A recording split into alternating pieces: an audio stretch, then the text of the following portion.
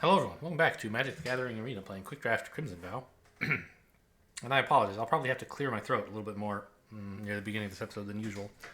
I just finished accidentally choking on something by breathing it instead of swallowing it, so I'll try to keep it to a minimum, but, you know. And it was not, I didn't choke on something because I saw that we were off at Dreadfeast Demon again, although that would have been a good excuse, wouldn't it? Anyway, we're obviously taking this, it's bananas. It won the last draft, not by itself, but it was a huge component in winning the last draft. And now we're just being given it again. Grolnok's pretty good, but I'd rather have a Parasitic Grasp, especially since I already want to be in black.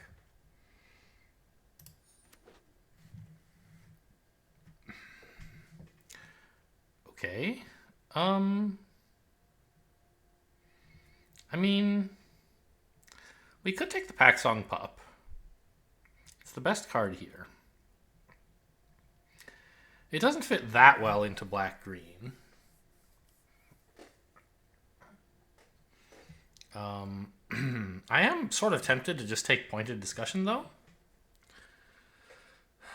Right? It's very much like a draw 3 kind of card. And as we sort of revisited in the last episode, when you have an insane card, draw is better than usual, right? If your cards are all like middling, then draw just kind of gives you more fuel. Like, you could have one middling card in hand instead of this, or you could have this and play it to draw 2 middling cards. And like, that's nice. You have more stuff. But even better is when you can like dig through your middling cards to get to something great. So I think I'll just take a Pointed Discussion here.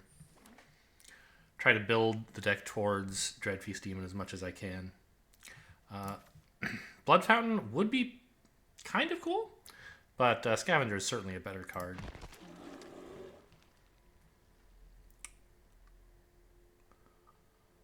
I haven't been paying that much attention to the signals, actually, sadly. I should do that more. I don't know, like, maybe just Reckless Impulse? Try to squeeze my way into red-black? It's a little optimistic. But nothing else here looks very good. Maybe I could take a Spore Crawler, but nah. Actually, Reckless Impulse is dangerous. Because a lot of the time, it just gets you closer to Dreadfeast Demon by 2, and that's quite nice. But some small amount of the time, it draws you Dreadfeast Demon at a time when you can't afford to play it, and that's like quite bad.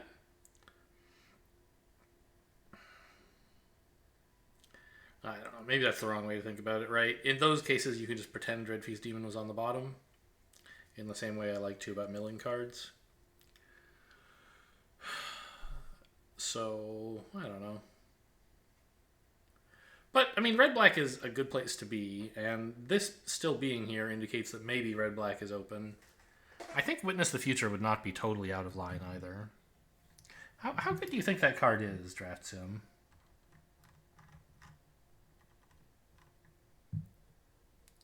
It is rated a 2.2, or Reckless Impulse is rated a 2.7. Yeah. It thinks take aim for the head instead of choosing a new color, but I disagree. This is not that good.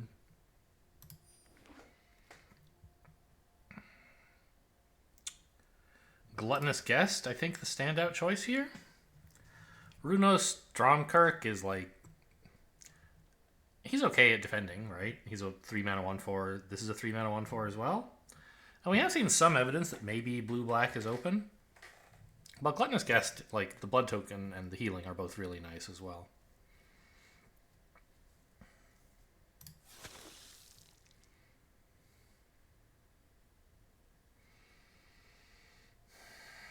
I don't think I want a Weary Prisoner. It's sort of a big blocker, but like usually not really. I think I'll just... I don't know. Vampire's Kiss is not a good card most of the time, but maybe this time it is? Like, what else would I do? Take Stitched Assistant or a Chill of the Grave, maybe? I don't really want any of that.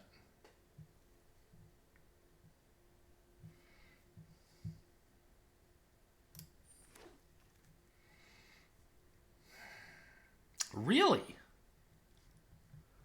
There's a Wolf Strike still here, and a Weaver of Blossoms. Okay, so maybe that's where we're going, not to red, but to green. This is kind of shocking. I'll take the Wolf... I mean, the Weaver of Blossoms is good when you have 7 drops in your deck, right? But removal is always great.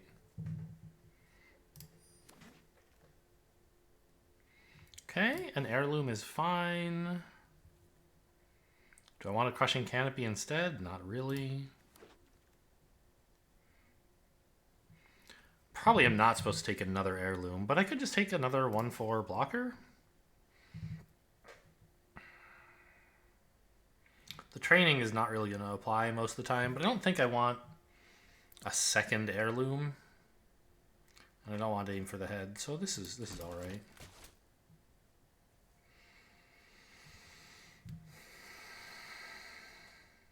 I don't want this, I think.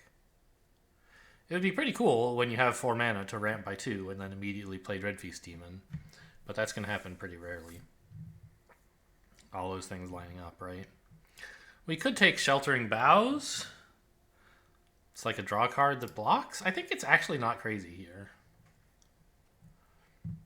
I talk a lot about how this card can be so easily 2-for-1 against, right? If you play this and they remove the thing you're trying to enchant, then you don't draw a card. You lose this card and the thing that you were trying to enchant. But when that doesn't happen, it's a pretty solid effect for this deck, I think. Scorpion's great.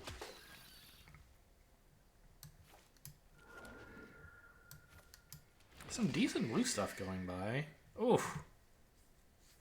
Edgar, huh?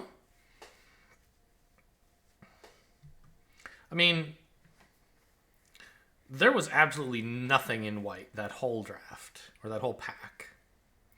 So if I'm taking this, I'm kind of committing to like just trying to splash it using Heirlooms and stuff. What else would I take instead? Flourishing Hunter? Socialite is good, but doesn't seem quite in line with what the deck is trying to do. I think we should take Edgar. He's another way to just win the game, and like if we splash him, that's fine. And by the way, the fact that we saw no white also means Lefty saw no white. And so we may well be getting white cards from Lefty this pack. I could take a Circle of Confinement. I mean, I think it's probably better to take Infestation Expert, which is a decent card.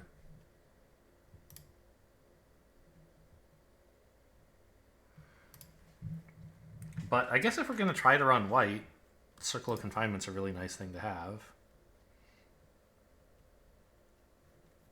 Yeah, let's see what happens with that. Bleed Dry is fantastic. Kind of sad to have to pass up a Wolf Strike as well, but this is the one color we're definitely running, and it's the best removal spell as well.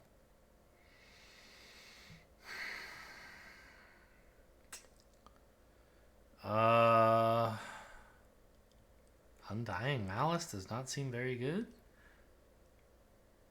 Could just take a crummy little 1/1.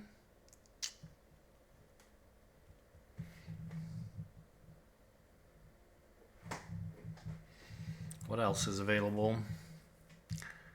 Could try grabbing another white card. You know, Drogskull Infantry is not bad. Could grab the Sharpshooter. Could take a knife.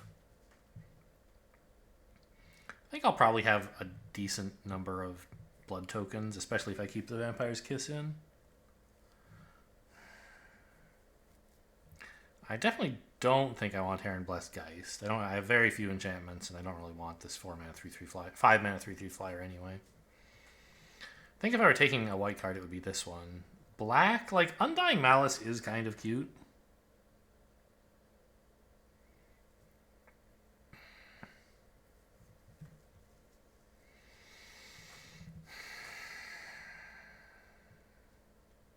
We have a couple of, well, really one big bomb I'd like to protect. But the thing is, if this lives long enough that I can Undying Malice it, I don't need to Undying Malice it, so it doesn't seem that important. And Edgar doesn't need it either. So I think it's just grab a 2-mana 1/1. Gluttonous Guest is great. That's why it's got 2 G's in the name. Could take a Blood Fountain or an Heirloom. Maybe the Scorpion. I mean, those are the 3 options, I think. Because if we're going to try to run, like, black, splashing green, and white, and also we want to play a big old 7-mana card, Heirloom wouldn't be so bad. Oh, also, we want to be spending a lot of mana on blood tokens, probably. So, like, some ramp would not be unreasonable. But I think having 1 Blood Fountain is really nice. If they manage to kill our stuff, we can potentially get it back. I will take a real creature over an Heirloom. I'm not even that convinced a second Heirloom is good, whereas a second Scavenger is always good. And we'll probably get past more chances to take an Heirloom if we want it anyway. I think here it has to be Ritual. It's pretty expensive, but it is removal. Heirloom or Flourishing Hunter, I think, are not crazy, either of them. But I think I'll take the Flourishing Hunter. I don't know, double green is a bit hard, maybe. Maybe I will just take... No, I'll... What are we cutting from this deck? Probably the Dissenter would be one choice. Maybe the Sheltering Boughs? Yeah, probably. And at this point, the only green I'm really running is like Wolfstrike and Scorpion. The Sharpshooter I could get rid of. So maybe I should just cut the green and splash a Wolfstrike or something. Put back in the Doomed Dissenter.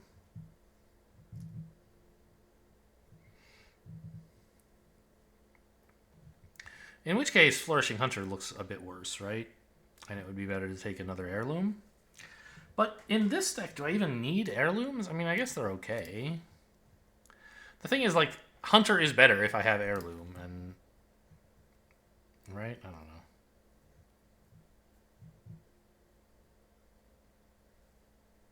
Give me the Hunter. Maybe I'll run green. It remains to be seen. Ugh. I mean, I have some decent 3-mana cards. This is not that good as 3-mana cards go, but it's looking better in this deck than it usually does, I feel like.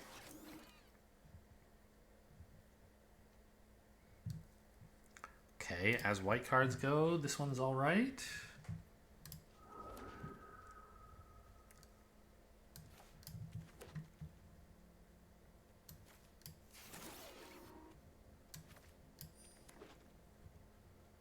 Savior of Allenbach, 3-mana training when it trains. Okay, I don't think that's going to do anything in this deck. Brambleworm? It's a good reason to run green. I think it's got to be the Brambleworm. I mean, I guess I could try the Courier Bat, but I don't have, like, very much lifelink. Well, okay, I have 2 guests, I guess. As well as, of course, the Vampire's Kiss and Parasitic Grasp. So maybe I actually could run Courier Bat and get creatures off of it. But I think just Brambleworm to have some, like, several big things I can ramp into is good. Could take the Valorous Stance. I don't think that's unreasonable. But I'd rather take the Brambleworm. Wolfstrike again? Sure.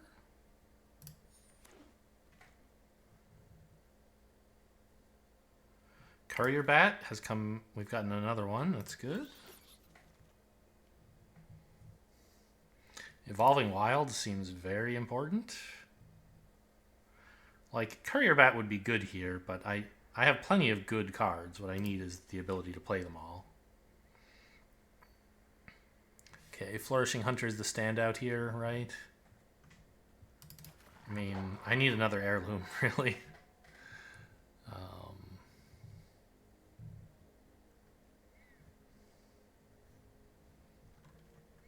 So let's say I put back in the Scorpion.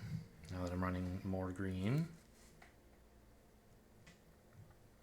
I don't think I really want the Sheltering Boughs, though, or the Sharpshooter. And let's just... Actually, you know, Sporeback Wolf is... No, Doom Dissenter is better than that. I don't think I'm running either of them, though. I know I could have taken the Farmer. It's kind of a cool card, but I don't want more 3-drops. Kindly Ancestor would be pretty nice, wouldn't it? Did I end up taking any Courier Bats? I have one, I thought. Yeah, there it is. Kindly Ancestor was very impressive in the last draft or two.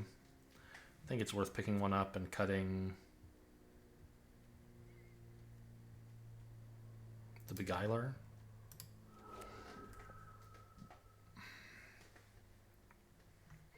Scorpion for another 2-drop would be nice. Certainly cut the Dissenter for that.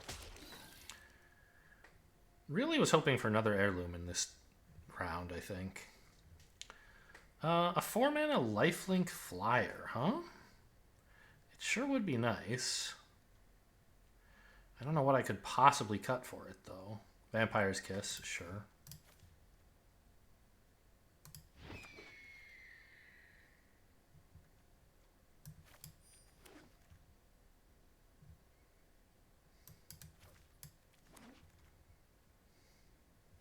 Okay, more ramp, more fixing. That seems pretty important for this deck.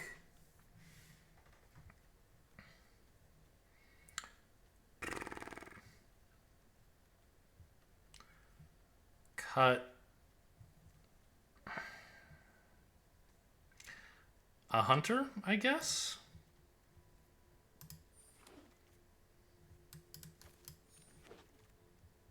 They're good cards, but I have plenty of big, expensive cards already.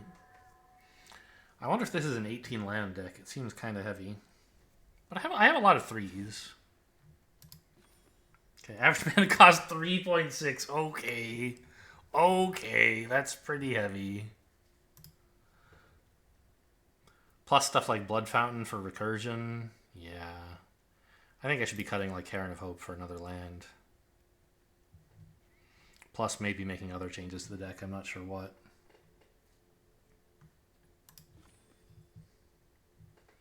I have 3 white cards. They're all like fairly early.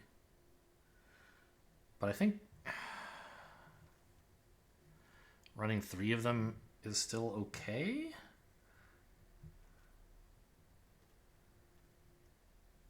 And just go like 7 and 7 on these guys.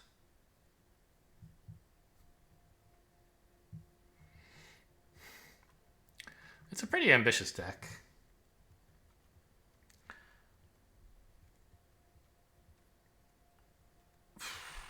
Blood Fountain is, I think, a pretty dubious choice as well. Like, when am I going to have the mana to do that? And the time. I mean, I guess, I don't know. I have 2 bits of ramp in here. It could happen that I have the mana to do that, but the time is so hard to come up with. And like, if there's anything I need to fish back up from the graveyard, it'll be because I've played an Insane Bomb and not won with it. I think it might be better to just draw towards another Insane Bomb. So maybe put back in the Heron of Hope, even though that's raising my average mana cost. I don't think it really is, because the Blood Fountain wasn't really a 1-mana card. I mean, I don't know. It makes a Blood Token. The Blood Token is kind of nice. Okay, pretty ambitious deck. We're going to get run over in the early game sometimes, but hopefully these like 4 cards can hold the line, and then we get Gluttonous Guest, Kindly Ancestor, and Courier Bat online. I don't know. As I say, very, very ambitious. There are other good words for that, but I can't think of any right now.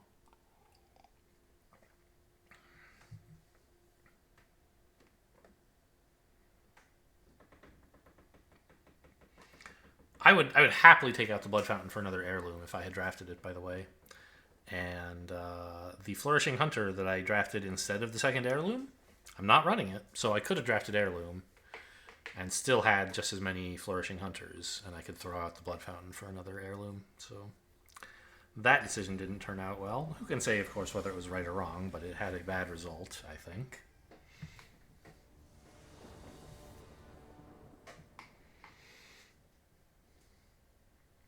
Pretty good. I have black and green, and Circle of Confinement is kind of dead at the moment, but I have Scorpion and some... I have a 2/3/4, basically. Does this... I guess I can't think of any reason I would want to have played a Swamp this turn. Like, if I draw a Plains, I still want to have played a Forest, so... Oh, that's a nice pickup.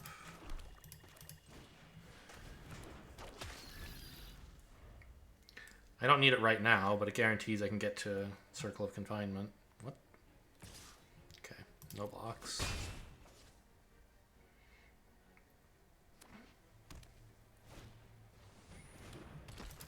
Okay. Mono Allenbach in the deck. I could, funnily enough, use this. And then, like, if they play any more Allenbach Escorts, I would start gaining life. But I don't think that's very reasonable.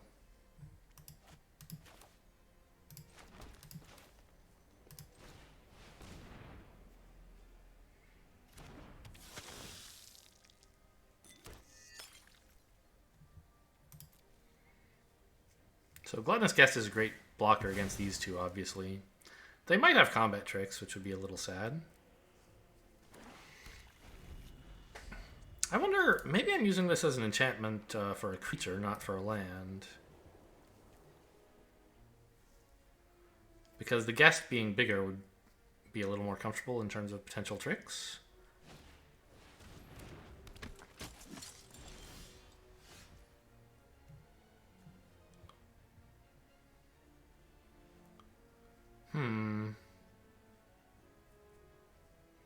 Yeah, it would be nice if this couldn't comfortably attack, right? I don't need the fixing or the ramp right now. So I think what I'll do is throw away this extra swamp. Planning to play this. Okay, another guest is something, I guess. But right now is probably a good time to just buff up the guest.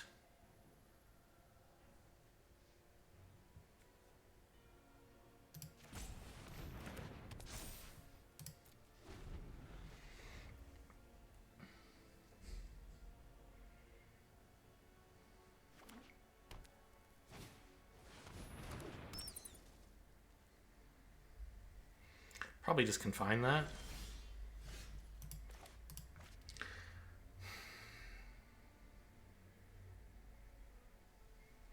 A land, I mean, this is 3 or less, right? Yeah. The land would let me play the second guest this turn, but I don't think that's so important. I think I'd rather keep the land in hand as something to discard.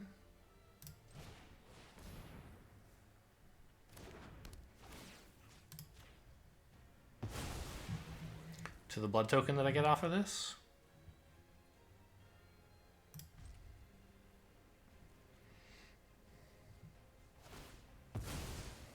Okay, do we have another color here? I would expect a forest, right? No? Okay.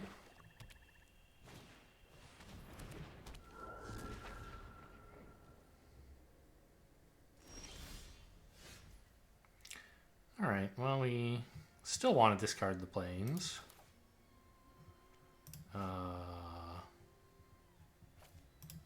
Play this out. Those two... I don't need the white, right?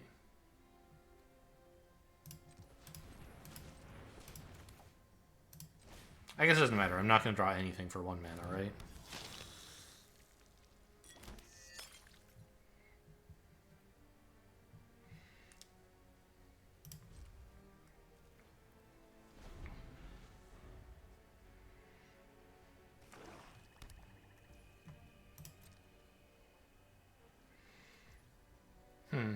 Pretty quiet game so far.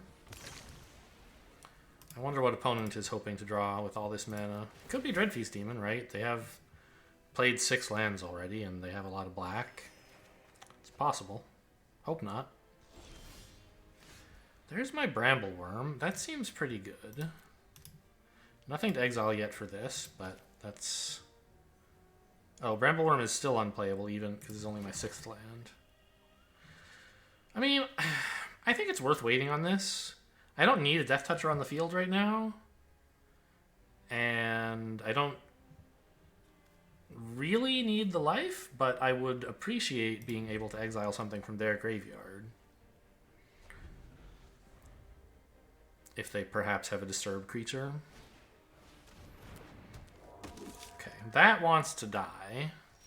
So I am inclined not to let it. Actually, if it dies at the right time, I could maybe scavenge it. But probably not.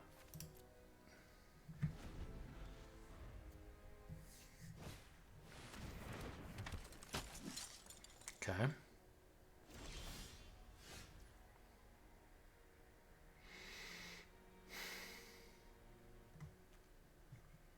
Cool card. What if I attack with the 6/6?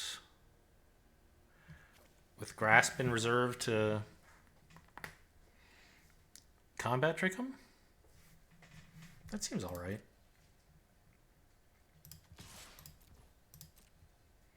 And then I can eat up whatever human dies. Okay.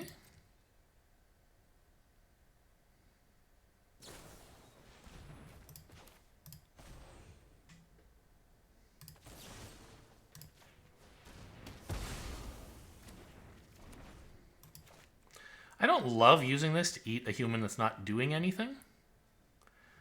But it is kind of useful to get on the field, right? Like, I'm probably not going to be able to kill this thing on my turn. I don't know, maybe I am. I think it's worth trying. This is still not that important, I think.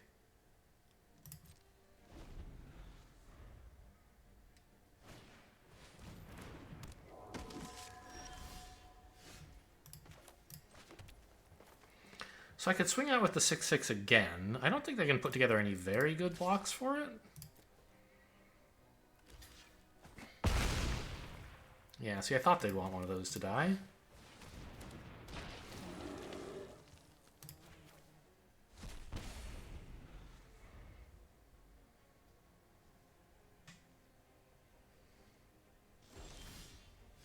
Oh, Blood Fountain's not that important right now, but pretty cool. So, swing with the 6/6 again and see what they want to do. If they want the 2/2 to die, that's fine now. I don't mind. Don't mind that either.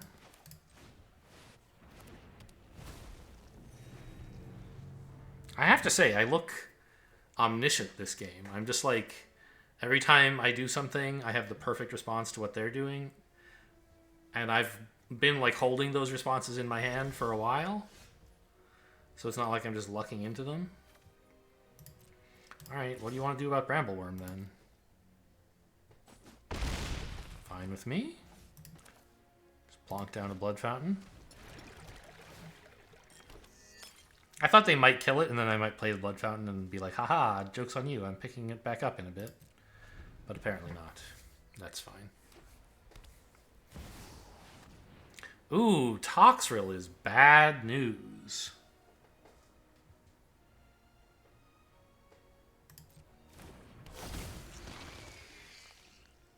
Okay. Now I can't even attack with the Brambleworm, really, right? Oh, that's awful. Suddenly this bat isn't doing anything anymore.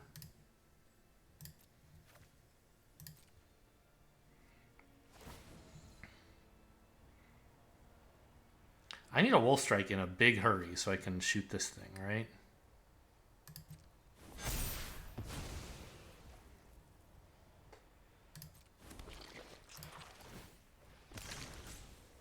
Oh, you know what? I should have done that. If I draw Wolf Strike, I could have used it and saved my Scorpion. I shouldn't have let it go to their end. Okay.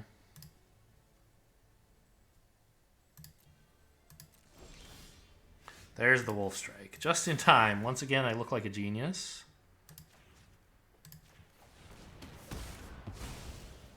So all my stuff is back to full size. I don't have the Courier Bat anymore. I guess I could just pick it up with Blood Fountain. Grab these two would be pretty cool.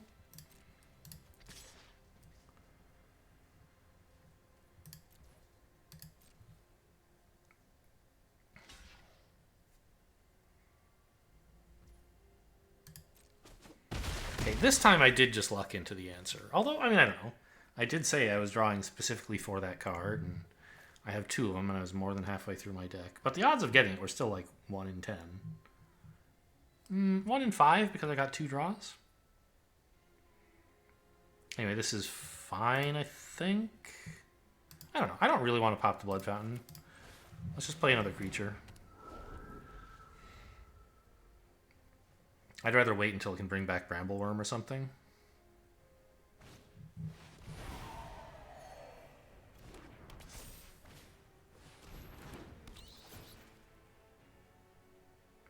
Ah, they got life gain from playing an enchantment. I was like, what did they get life gain from? Okay. Swing with everything then?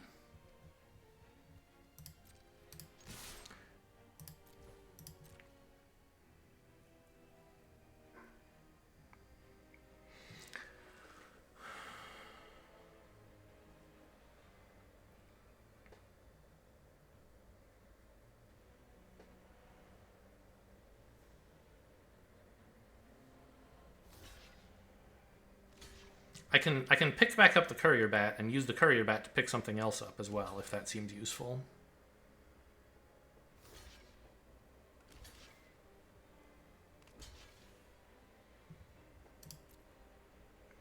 Wait, isn't this giving up? You don't have any life gain, and you know I can pick up a Scavenger, right? You're just going to take 7 and die? I accept. I guess you don't know I have a land.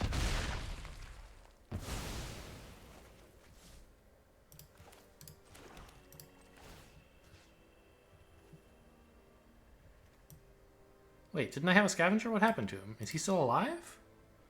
Oh, he is still alive. Interesting.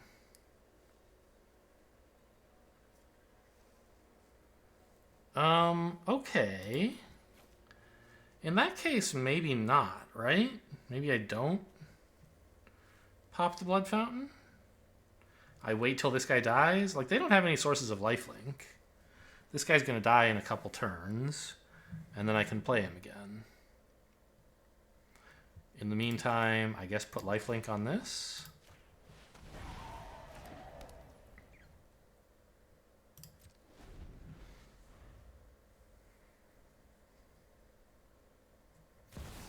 Maybe I could have ordered blockers better if I had realized I didn't have lethal on board.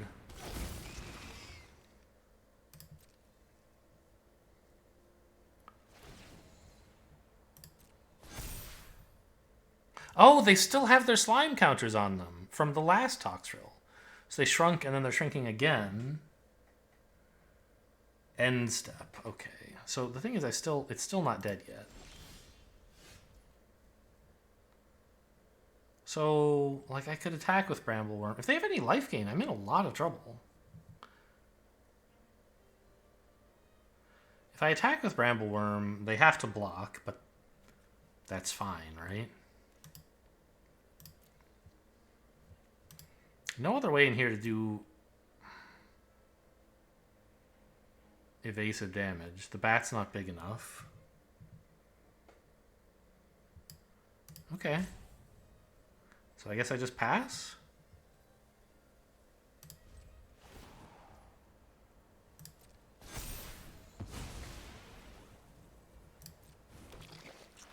I mean, it's a black-white deck. They could have life gain very easily. I don't know what else I'm supposed to do, though.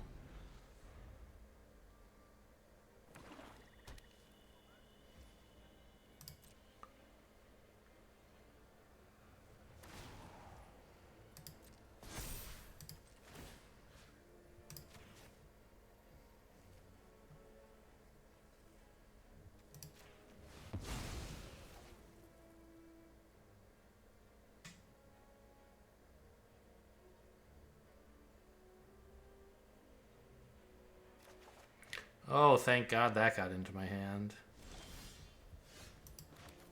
I have the bleed dry, as it turns out.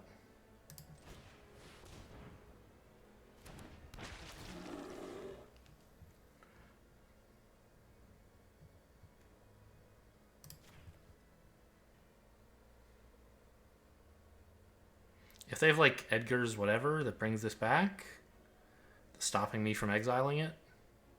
Oh, I should have targeted my own graveyard to prevent that possibility, actually.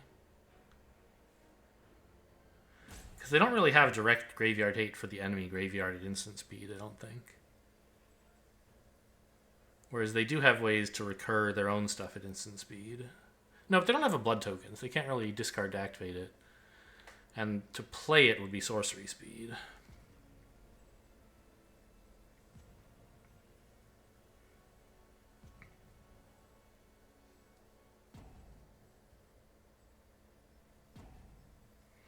Are we rage quitting here? Alright, I guess I'll be back with you guys if anything happens in this match. So, as you can see, opponent has used up all of their time just waiting here. They're about to run out, so we either kill them or something interesting happens in a sec.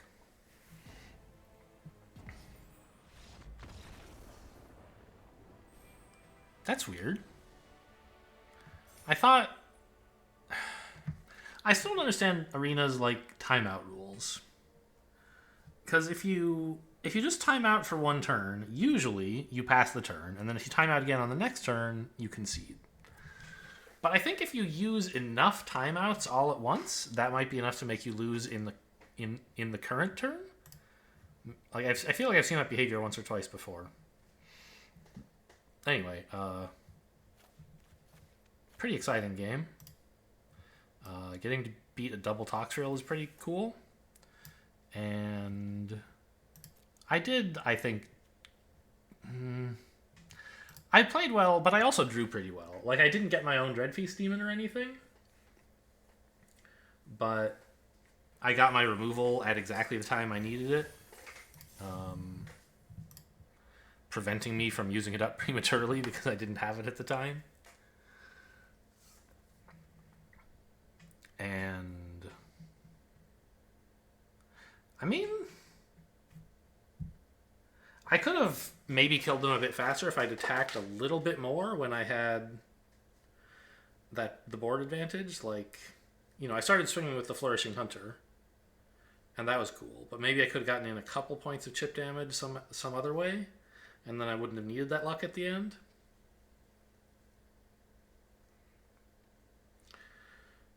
But, like, the fact that I held back on my Scavenger until it was actually going to exile something from their graveyard turned out to be very valuable.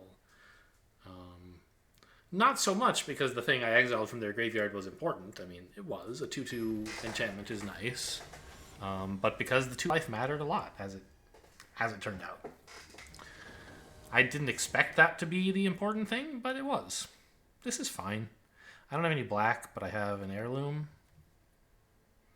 I guess I'm not playing anything for quite a while. Oh well. There you have it. From the oh well school of gameplay. I probably am supposed to mulligan this, but I have like great removal, a big threat, ramp, draw. Like, all I'm missing is plays before turn 5. Like, what could go wrong?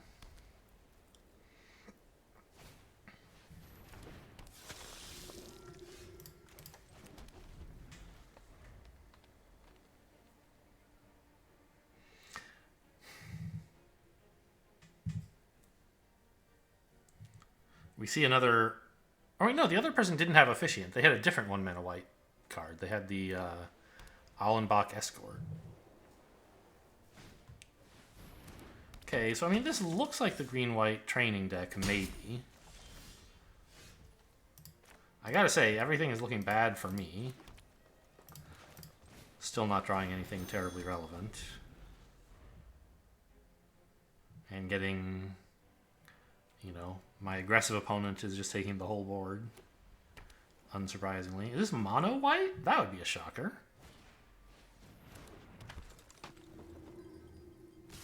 Huh.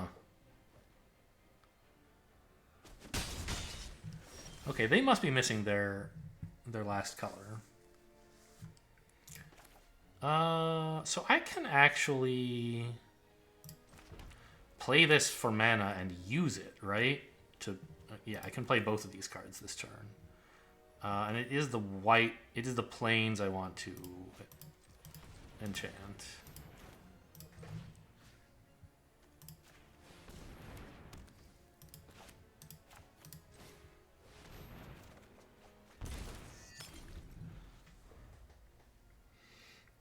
Still no creatures. That's exciting. On the other hand, can I... Wait, do I have Brambleworm? Is that a creature? 1, 2, 3, 4, 5, 6, 7? Yeah, I can play Brambleworm.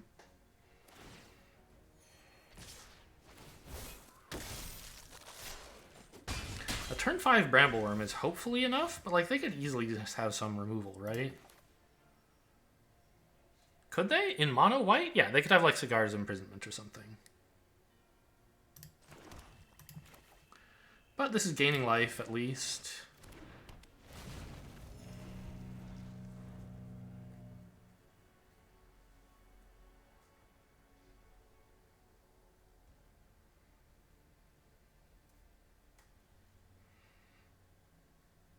And if this lasts for even one turn, Wolf Strike and Bleed Dry are a good follow-up.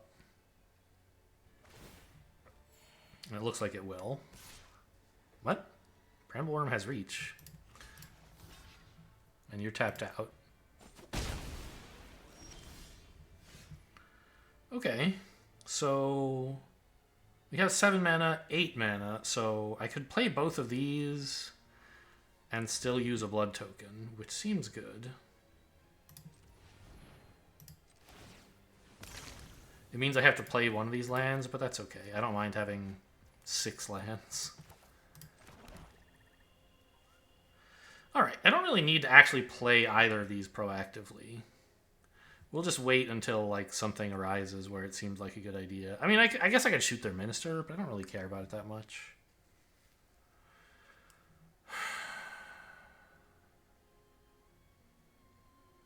They could be buffing this, planning to send it into Brambleworm invincibly, but I have Bleed Dry if that becomes necessary.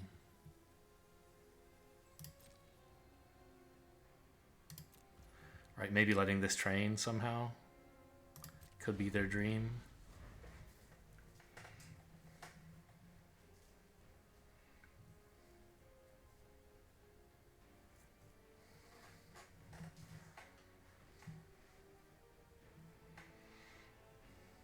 I'm glad this thing died, obviously.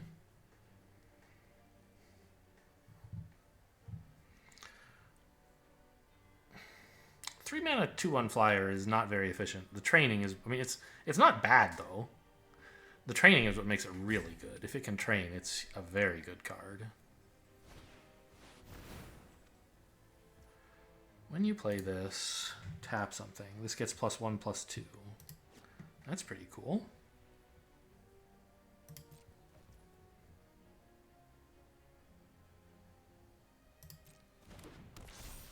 So I will not pass to attackers. I'm going to Wolf Strike this. Ah, that makes sense. Because now this can train either way.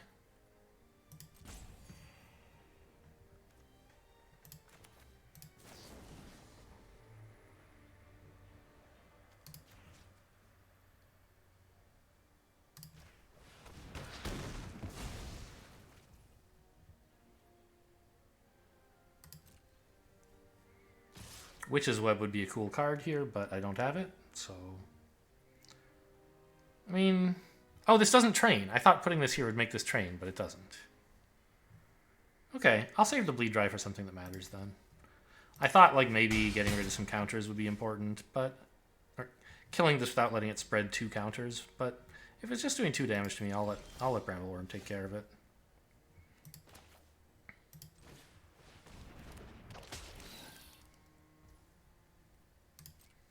I don't think I need to play any more of these lands. I hope I might get something that lets me bleed them away.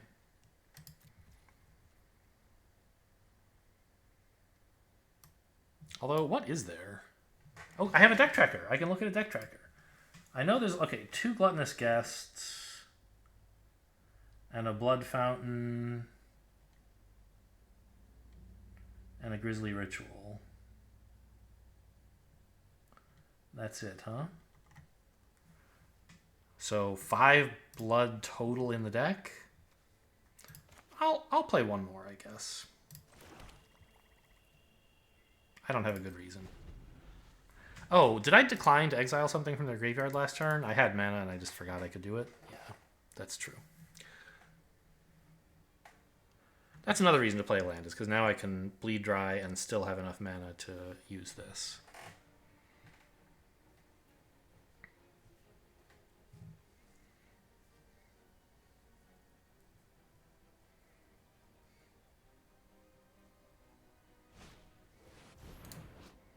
Ooh, that's a good card.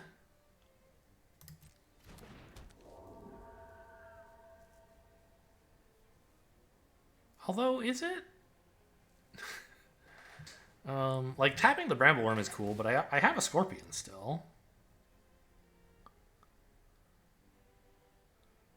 And I have this to exile from their graveyard when it dies, so it won't get to come back as an enchantment. I could bleed dry here if I wanted, right? Is why I'm thinking. If I'm going to bleed this dry, now would be the time. But I don't think I should.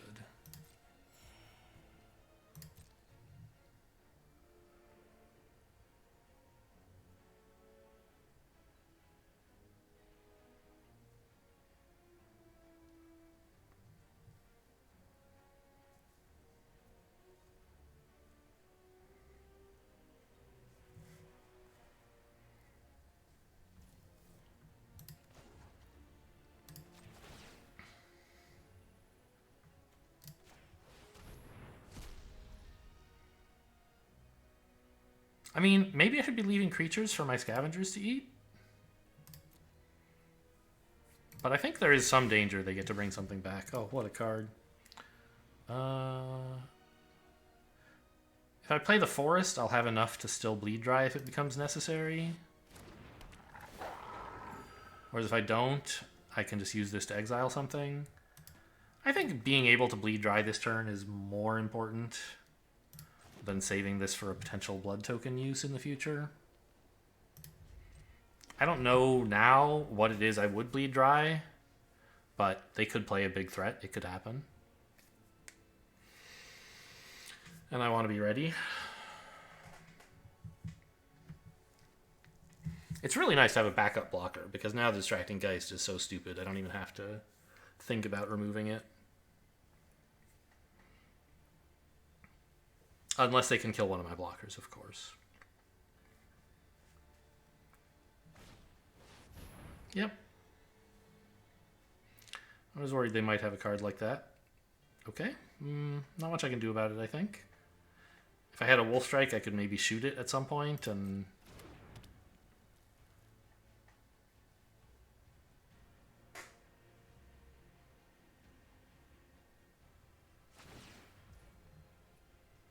and then bring it back, but I don't think that's likely to be a good idea, even if I could do it.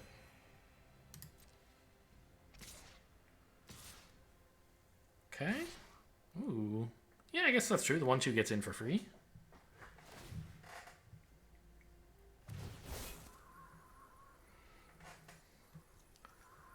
That's training, yeah.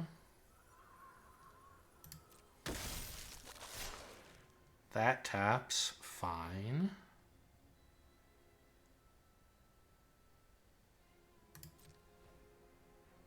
The Scorpion blocks this, I think. Then I bleed this dry. And then exile this. Pass to blockers. I guess I could have bled this dry a while ago. I thought they might have some more important threat, but it turns out their threat was... oh, very nice. Was removing my thing. Yeah, that's actually pretty cool. Okay, well, I'll blow this up, I guess.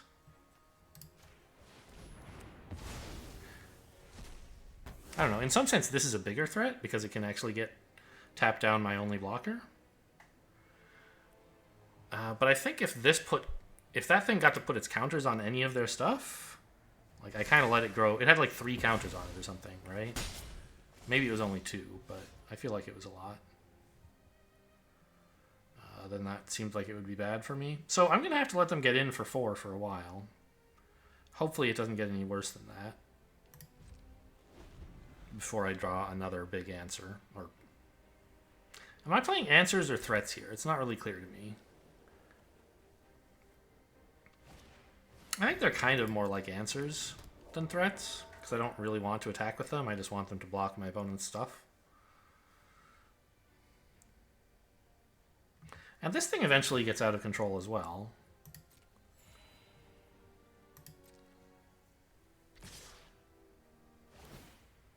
Yeah?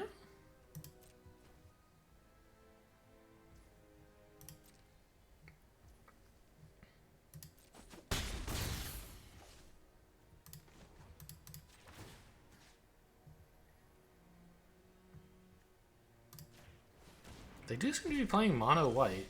That's very interesting. I don't know. Did I really need to do that? Not really.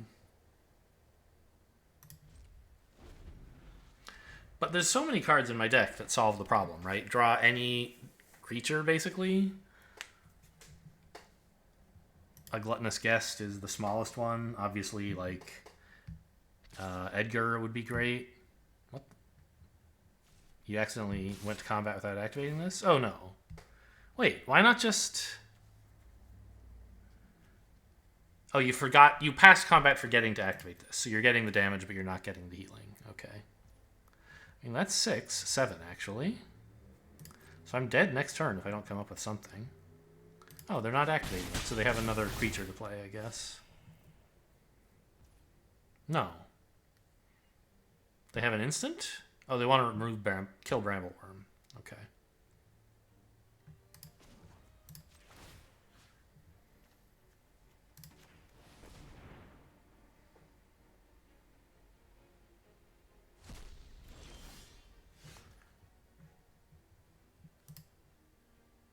I only have 1 creature. But the Scorpion does, I think, just keep me alive? I guess I can afford to blood token away this forest before blowing this up.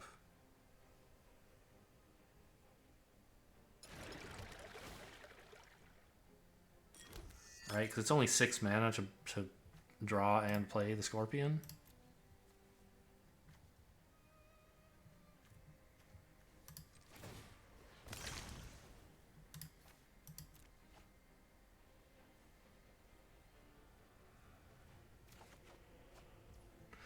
Holy shit, okay.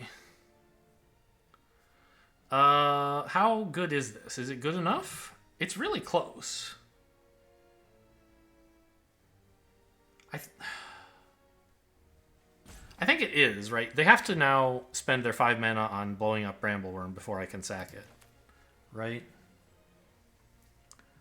And that means they can't use it to pump, so I have 2 6/6s blocking.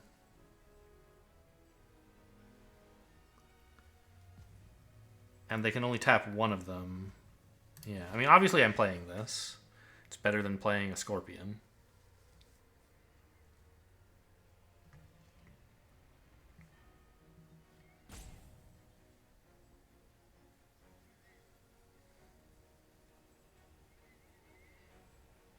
So they did well not to put a counter on their thing, because this means I don't get another 6/6. If they had spent their mana last turn on getting a counter plus 1 damage, I'd have 3 6/6s. But now... Oh! Wow! Nice!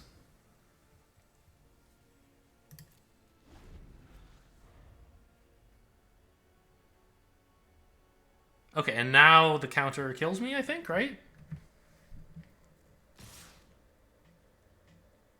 Okay, once again, could have gained some life for free, I think.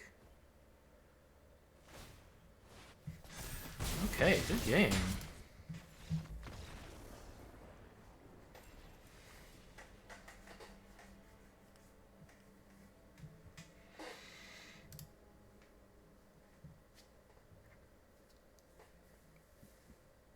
I guess I undervalued the Naval Gas Beguiler, right? If I had removed that, or not Beguiler, the Distracting Geist. If I had bled that dry instead of bleeding dry their trainee, I would have been, I think, just totally fine that game. I just thought, oh, you know, what's tapping down one of my creatures doing? Nothing, right? I thought putting counters on something could be too big a deal, but in fact, if I have two 6/6s, their trainee still basically does nothing.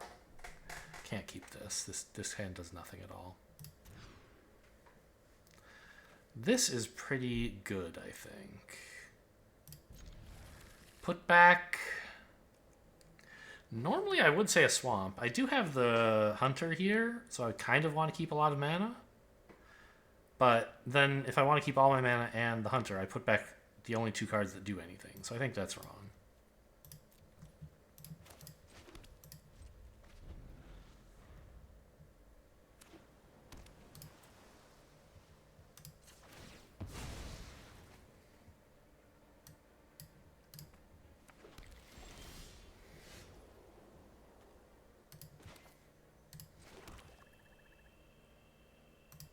Oh, this doesn't have a target, but I can still play it because it does something when it enters the battlefield instead of when you target it. Okay, that's perfectly fine to exile.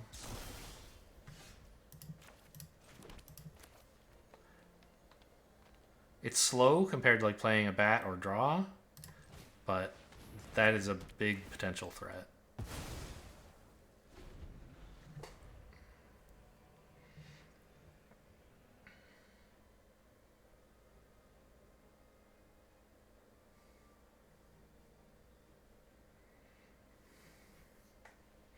And I'd prefer to play Point of Discussion rather than Courier Bat this turn because I want to draw a land. I want to keep hitting my lands. If I draw a land, maybe I could get away with Courier Bat. But, I mean, Courier Bat still has value later, right? This way I can, like, play Point of Discussion, play a land, and maybe bleed away another land that I draw. Or keep it. I want all my lands, right? Maybe I could discard this to be picked back up with Bat at some point.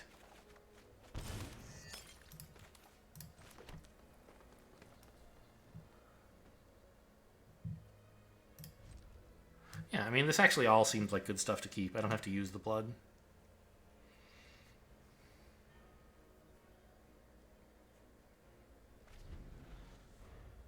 I don't have the mana for Bleed Dry yet, which is sad, but hopefully that's okay. A little concerned that they're leaving open all this mana. Good news is I don't actually have anything relevant to play. I'm just going to throw down a bat and see what happens. It's a low value bat, but I'm not getting life anytime soon anyway. If this eats a counterspell, I'm pretty happy about that, I think.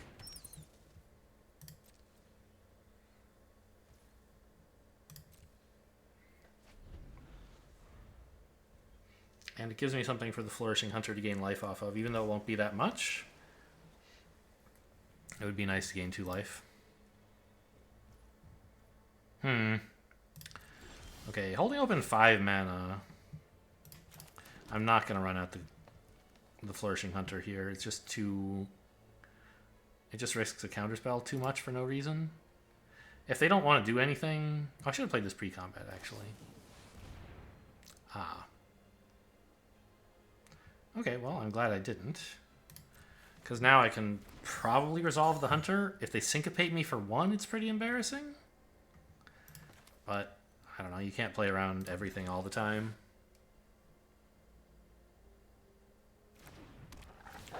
Great.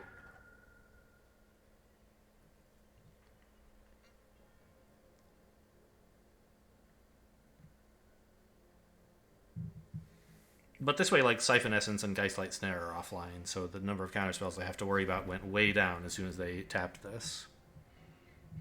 You might argue that, like, them tapping it shows that they know they only need 2 mana. Okay. And therefore, like, the counterspell that they would have could only be...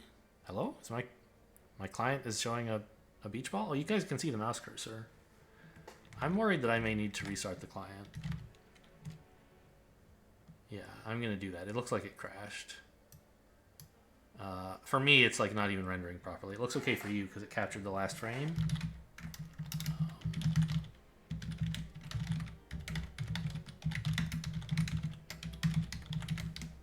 Oh my god, get out of here, Overwolf. Like, now I have to type my password again because I don't know how much of it you stole.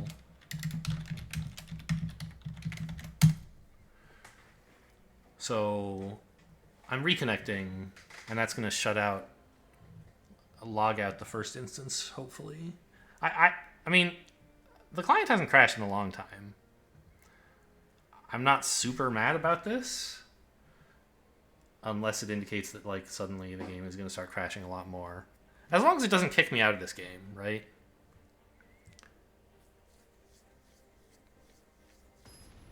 Okay, it's bringing me back to the match. Oh, I can show you guys this window now, right? Just played the sounds of all the cards, huh? Okay, it's my turn again. Let's throw this away. I don't really need it.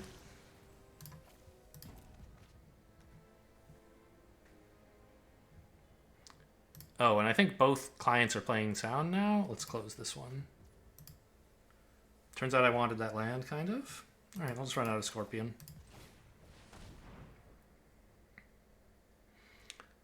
I wonder if opponent has also disconnected. No, because they passed when I used the blood token, right?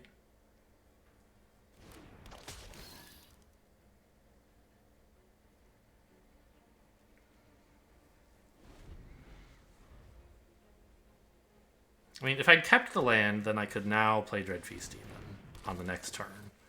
I would have drawn it naturally, as it turns out.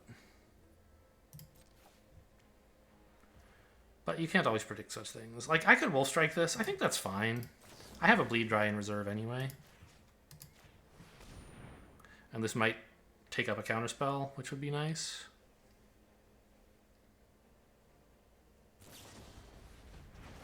Okay.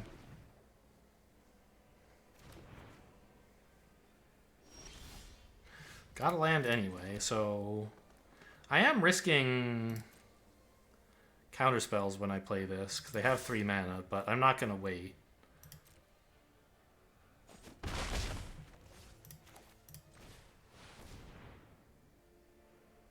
Right? If they have a counterspell in hand other than Syncopate, they're always going to be able to counter this. They're not, I mean, I don't know. They could tap out, but... Alright, great that hit. Also great that they bounced their thing, and therefore don't have the bounce in hand for my thing. Because I'm sure they would love to bounce this. So the Wolf Strike getting them to spend their Alchemist Retrieval was pretty useful. They have another, okay. But they don't have a counterspell, right? We know that because they would have played it last turn very happily. Any of the 3 counterspells they would happily have played.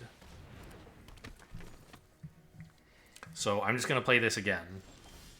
See if it resolves again. I could play Plains to avoid being syncopated for 1, but in what universe is that ever going to happen?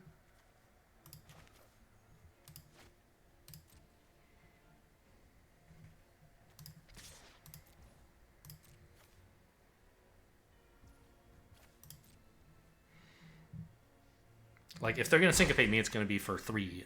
Or they could syncopate for 3 if they wanted. So playing the Plains doesn't actually save me anything.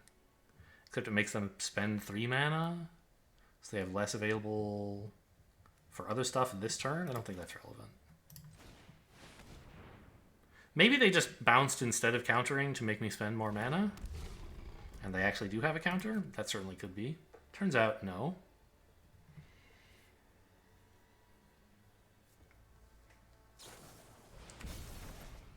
Okay. Maybe so, you know? Maybe they actually do have a counterspell and they spent these 2 bounces just to make me waste my time. Okay.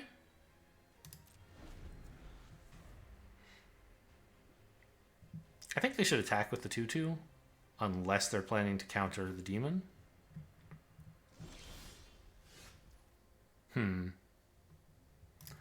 Okay. Let's run out a slightly less dangerous threat, shall we?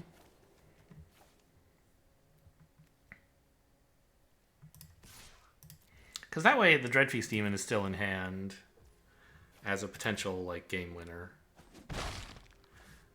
And if they have a counterspell, they have to either spend it on Brambleworm or not spend it on Brambleworm, both of which feel bad.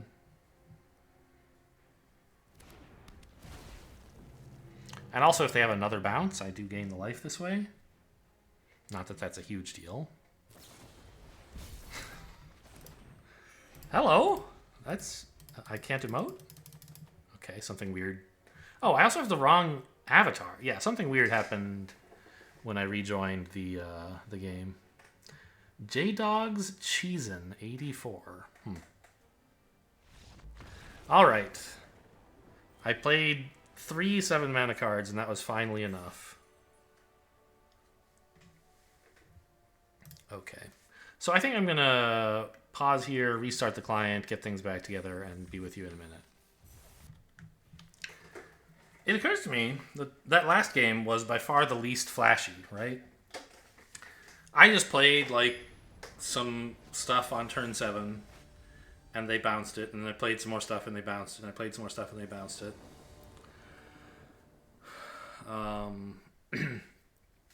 Whereas games 1 and 2 can be summed up rather pithily, I feel. Right? Like, game 1 is what beats double Toxrill. And game 2 is, like, what beats turn 5 Brambleworm. Right? Both, like, quite remarkable things that happened is... I played Brambleworm on turn 5 on the play and still lost.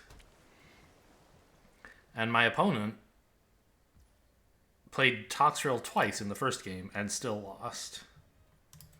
So, just kind of noteworthy, I thought. I don't think the color matters here.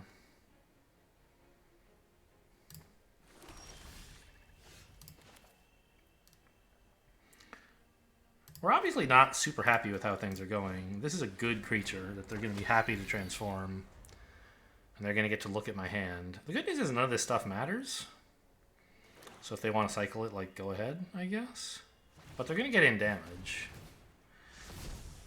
They might cycle the Ancestor.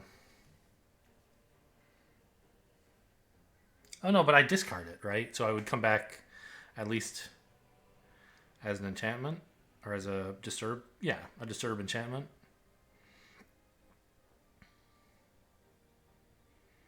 The Grizzly Ritual probably is the one to pick. Maybe the draw? Yeah, it's not unreasonable. Maybe they just leave me with everything? No. Okay. Well, I drew one card for free. I think that's fine.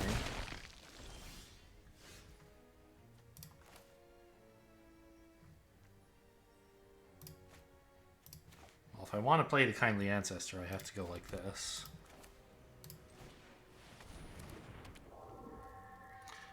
If I double block here, they can only kill one of them, so that's sort of fine. If they combat trick me, that's bad, obviously.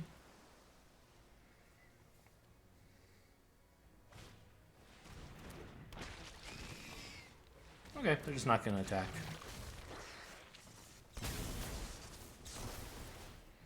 I'll exile a swamp, I don't need it.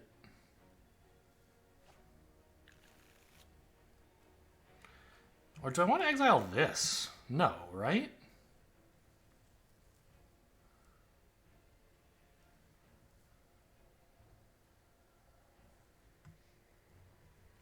Yeah, take the swamp, I guess.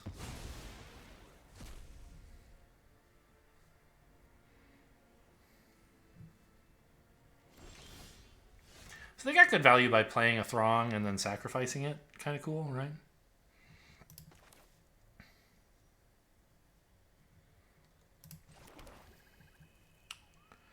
Because the Throng doesn't really mind dying, and they got to effectively get rid of a card from my hand without costing themselves a card. Really don't know what to play here. I could buff up the Kindly Ancestor. It seems kind of okay. But the Grizzly Ritual is also appealing, and if I play this for mana, I can get that pretty quickly. Right now, the board seems fine. No. I think I'll take the... I'll buff this, I guess. That way, if they attack with this, it trades with the Scorpion and not with the Ancestor. If they have removal, this is pretty bad.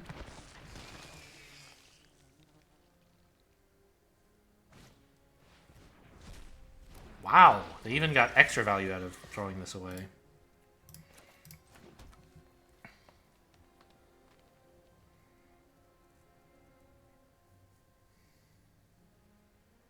I don't think I should play the bat here. A 2/2 flyer doesn't really do much. Whereas being able to bring back something after this dies, or like, let's say I draw a really nice card. A Brambleworm, for example. It would be nice to be able to bring that back with the Vampire Bat, wouldn't it? Or the Courier Bat? And attacking for 2 doesn't seem like it's going to be the way that I win the game, so I'm just going to end here. Like, maybe it even just brings back the Scorpion after they, like, attack into this or something. That would be fine.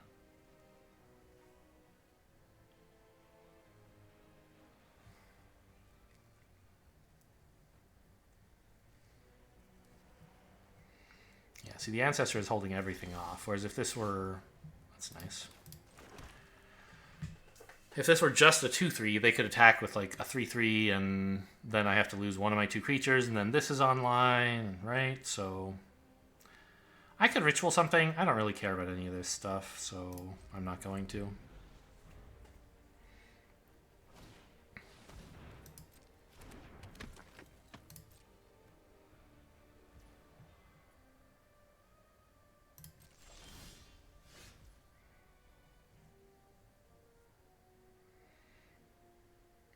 I still don't care about any of this stuff, and I don't mind a 7th land.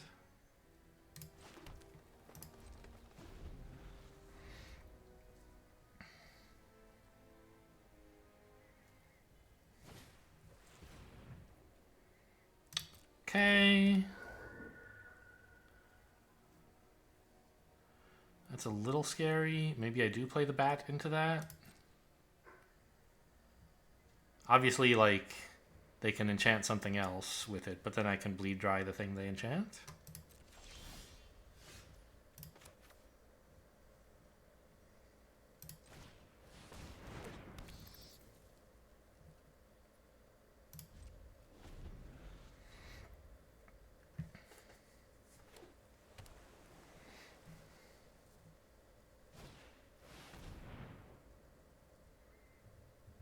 Okay, that's fine, I guess. I wouldn't mind ritualing that either. It's a big enough threat.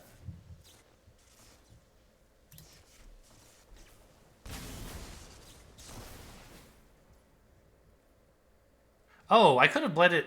Well, I don't want to bleed it dry, though. I want to ritual it. Because then I could have stopped this sack effect from going off, right? Or the exploit effect. But I don't think the Scorpion was that important, right? Hopefully. I don't know, maybe they can attack with the Menace creature now. Apparently not.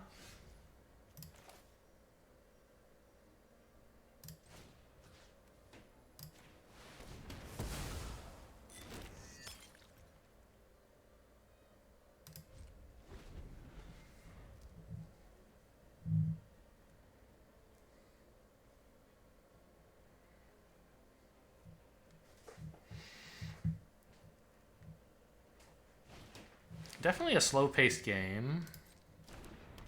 That's a weird and worrying card to see. I think they must have Geralf in the deck, because why else would you put this in a blue-black deck?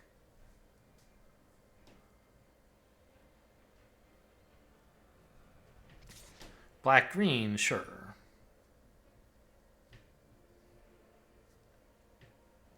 Yeah, I'll double block here. It loses the bat. Well, okay, I guess before I do, I'll see what I get out of this. It loses the bat, but I can still just bleed dry this, so I don't really need a second flying blocker. Or a flying blocker at all, rather. But it means I'm spending Bleed Dry on Lantern Bearer? I don't know. Maybe I'll just let it hit me for a while and see what develops.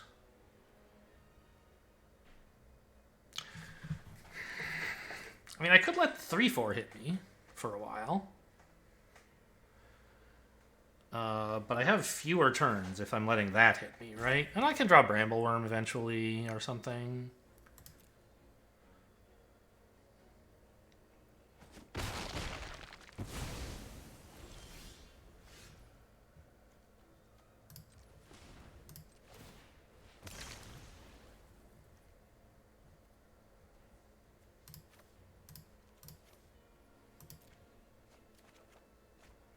Okay, first time seeing this guy.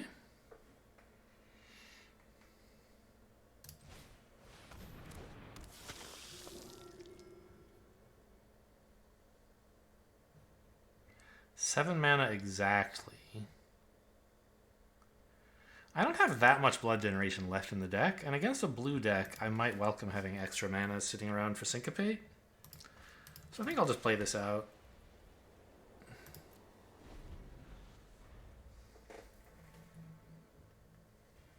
This guy's not doing much, by the way.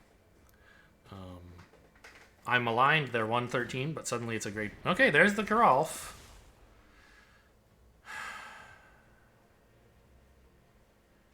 Good thing I have the Bleed Dry. Because they don't have time... They can't turn this into a 13/13 flyer because Geralf is summoning sick.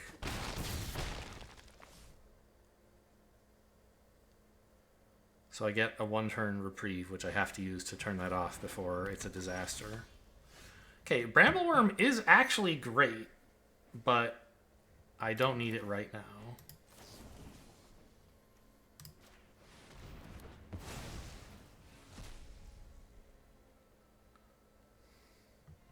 And I still think a land is fine. I could swing with this, but again, it doesn't do anything. Swing with the 4/5? It just trades for a 3/3. It seems awful. Or maybe they have a better play than that, like trading for these two. Yeah, very bad. Right, they throw this in, and then a 1, and then a 2. Really, really bad.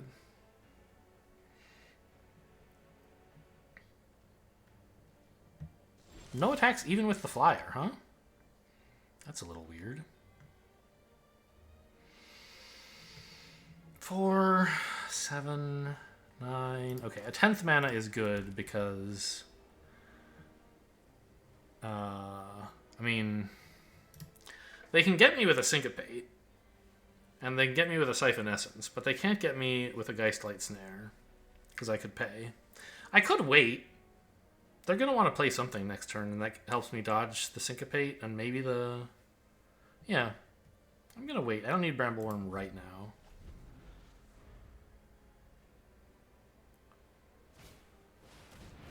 Okay, good.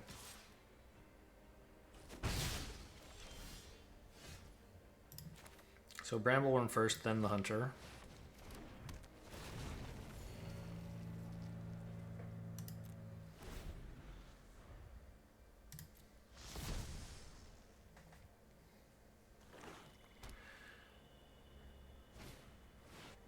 Ooh, that's kind of scary.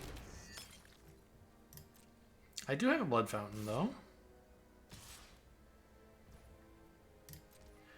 I mean, like I could be attacking with this 4/4. It would be nice if he died. But he's not doing that. I'm gonna not exile this. Like I said, Blood Fountain.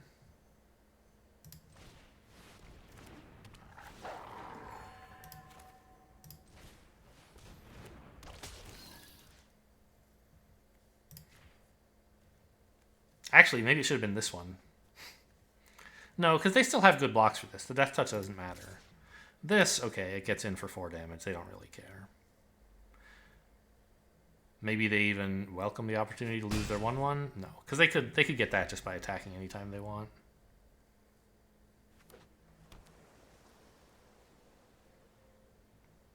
Boy, my life total bar is flickering a lot because of the particles coming off of this thing. Oof. Well, okay, I mean, at least they didn't use that on Dreadfeast Demon, right?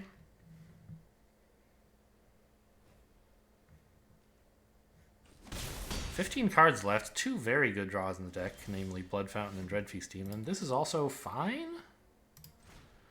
Not great, but it means that the lands are a bit better now.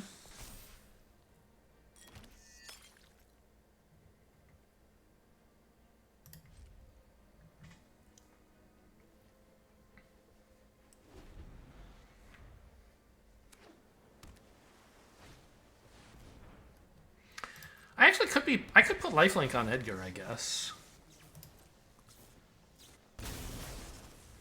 And swing with him, because they either have to kill him or let me gain 4 life a turn. Yeah, I was thinking that like this would be a nice thing to pick back up, maybe. But it's not, actually. I should just give Edgar lifelink and see what they want to trade for him. So I think I missed 4 life this turn.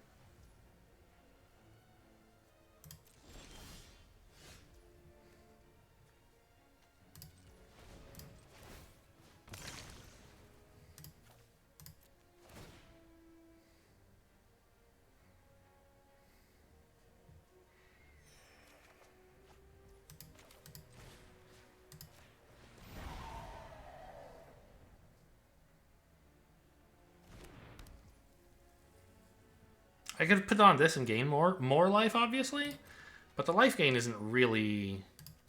The point is to like get Edgar killed so I can have more lifelinker. Like have. Like if the Flourishing Hunter dies, it's just all downside. If Edgar dies, there's some upside as well. So I don't get as much life gain out of this, but I do get back a bunch of 1/1 lifelink vampires.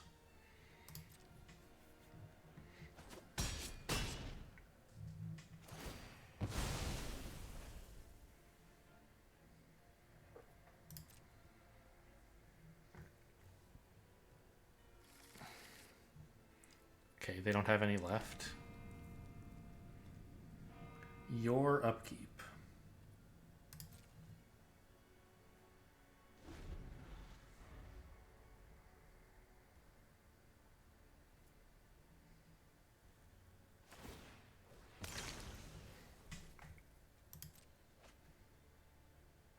I'm hopeful I draw an answer before I have to, like, exile Brambleworm just to stay alive. On the other hand, they have so much mana and so many blood tokens. I kind of believe they're likely to have a counterspell by the time I draw a big creature. Well, I mean, I don't know. If that's the case, not much I can do about it.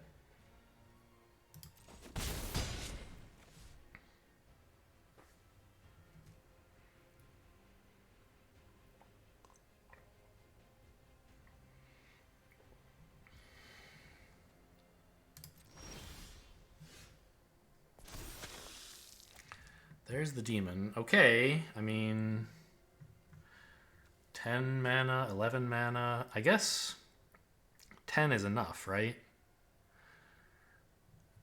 If their counterspell is Geistlight Snare, I can already pay. And if their counterspell is anything else, I'm dead anyway.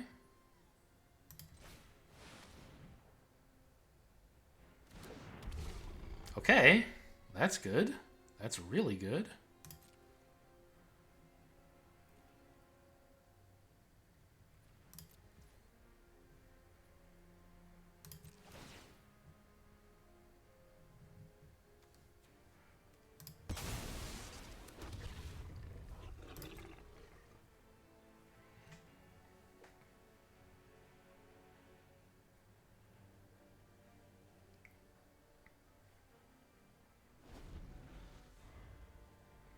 The fact that that resolved is unbelievably great. I thought odds were pretty high it was getting countered.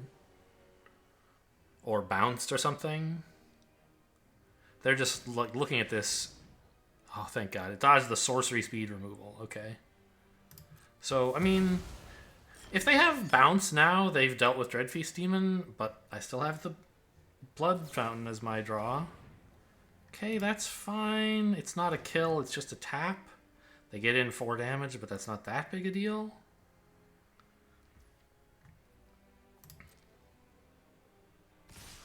Whoa.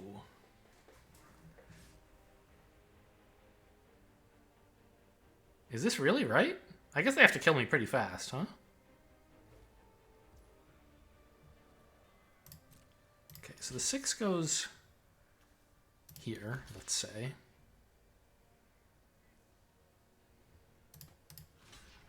The 1 blocks this. And I'm taking what? 3, 4, 5, 6, 9? That's all right.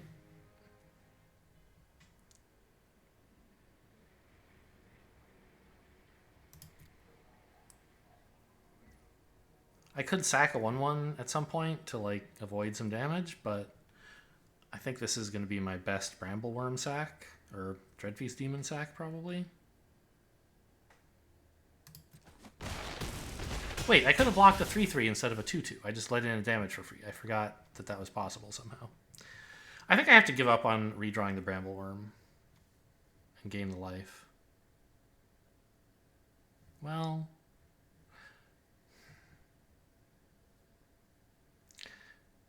it's 12 mana to play Blood Fountain, pop Blood Fountain, and then play a 7 mana card, right?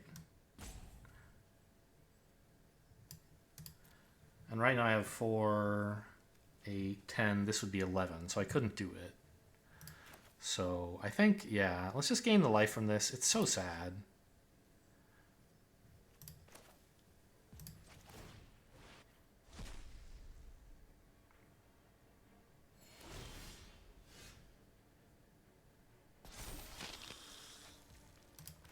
Okay, I definitely want another land down, because now if I draw Blood Fountain, I can replay Dreadfeast Demon.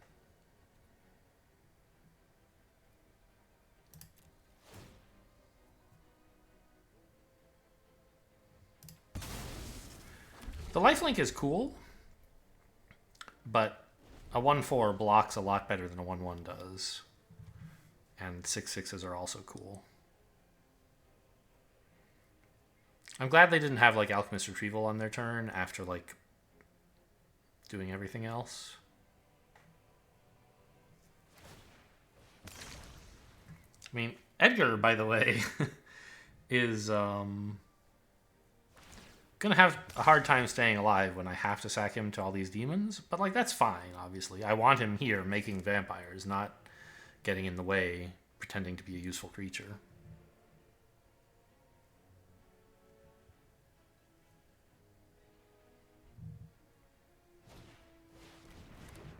Ooh, what is this? Bleed Dry? No. Grizzly Ritual?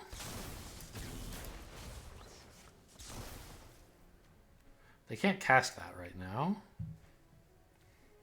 I thought maybe Chill of the Grave. Oh, because it taps this turn. Sure. That gets in 4 more in the air plus something on the ground.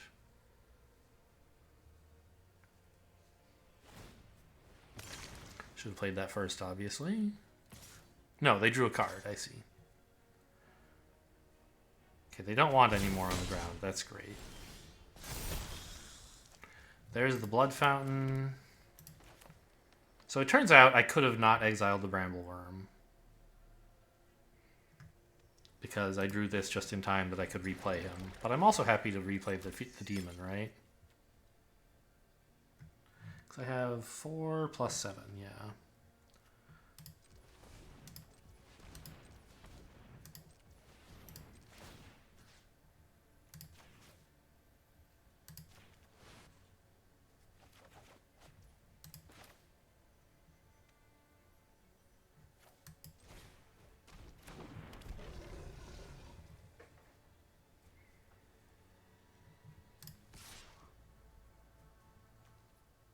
No, I don't want him to die to this. I want him to die to being sacrificed. I don't even want to attack with... I don't know. I'm going to have 3 more untapped... 4 untapped demons. I can get this attack in.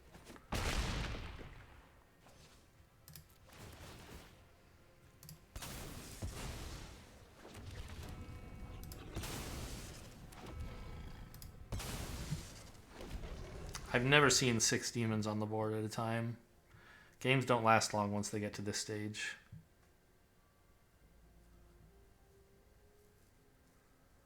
You also don't usually have that many creatures to sacrifice.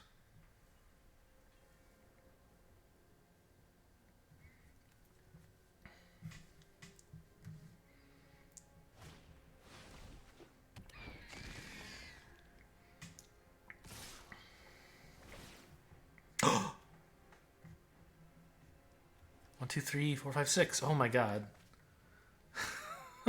What a draw. That's, I mean, kind of scary, right?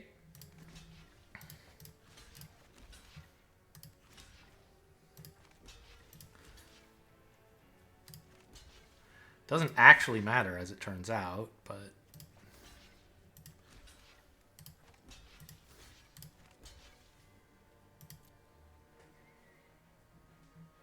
I was suddenly like, wait a minute, am I getting milled out?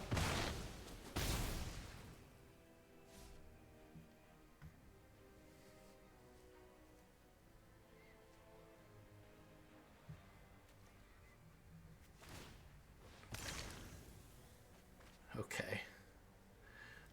I think we made it.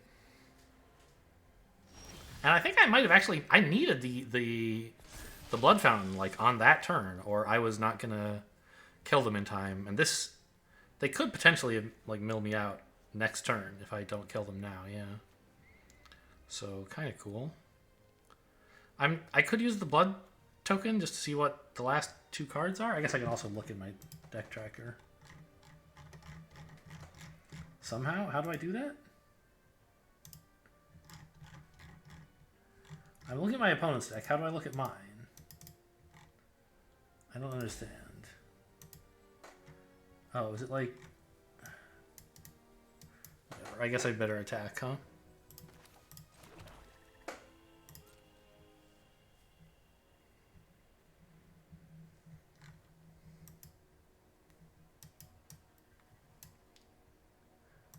I don't know how to use this deck tracker.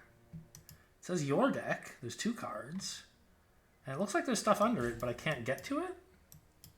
Like, I can't scroll, and I can't... Can I collapse my opponent's deck, maybe? Yeah, okay. So I have Parasitic Grasp and Diregraph Scavenger left.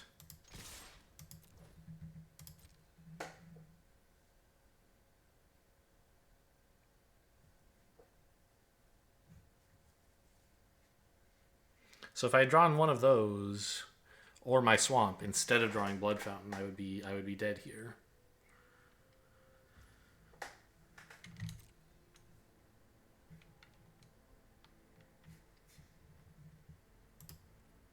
I have them muted, so I never know if they're saying good game to me. So I just wait until it's actually, like, committed to being lethal.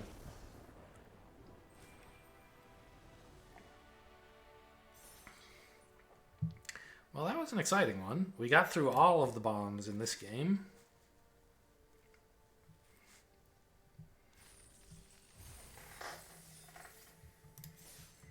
I made a few slip-ups here and there for sure. I attacked with Edgar one turn later than I could have.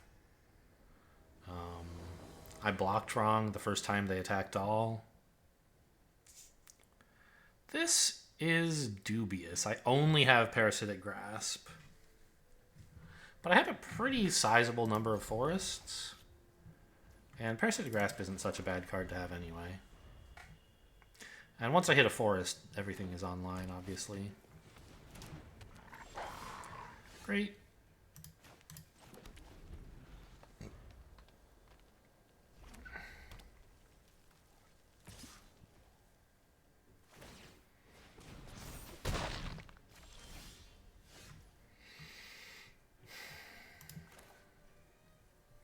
I could play a Swamp here and Parasitic Grasp this immediately. I guess I don't have anything better to do with my mana this, like, next turn than play this anyway. So I think I will. Because next turn I can play this and actually use the mana, whereas this turn I can't. But, which only really matters if I draw, like, a 2-drop. Okay, I think I will still grasp the 1/1. No, I don't know. The 3/2 does more damage to me. And the 1/1's easier to kill later. Yeah. I don't like giving them a card, but having a creature that's 3/2 without having to pay mana is a much bigger deal than that, I think.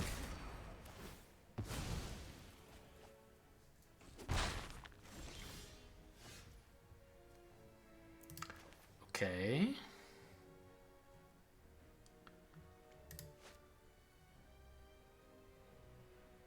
I mean, I could play this first. I don't know what I want to use the blood on.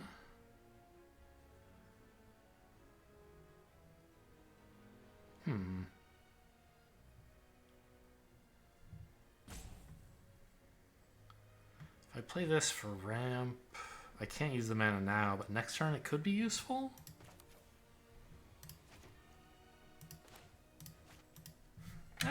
Clicking in the wrong place.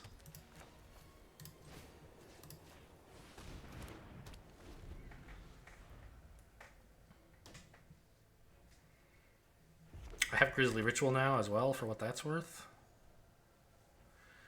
They could play a pretty powerful 4-mana card. There's good stuff in the deck. Okay, yeah. I mean, it's not what I had in mind. I was thinking Ballista Watcher. But sure, I don't mind killing that.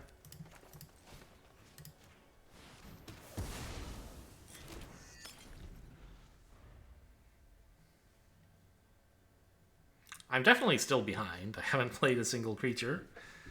It's turn 5 now. Surprising card for this deck. I mean, it's a werewolf. It's fine, I'm sure. Now I'm pretty sure I'd want to bleed away the land, but I guess first I want to draw, right?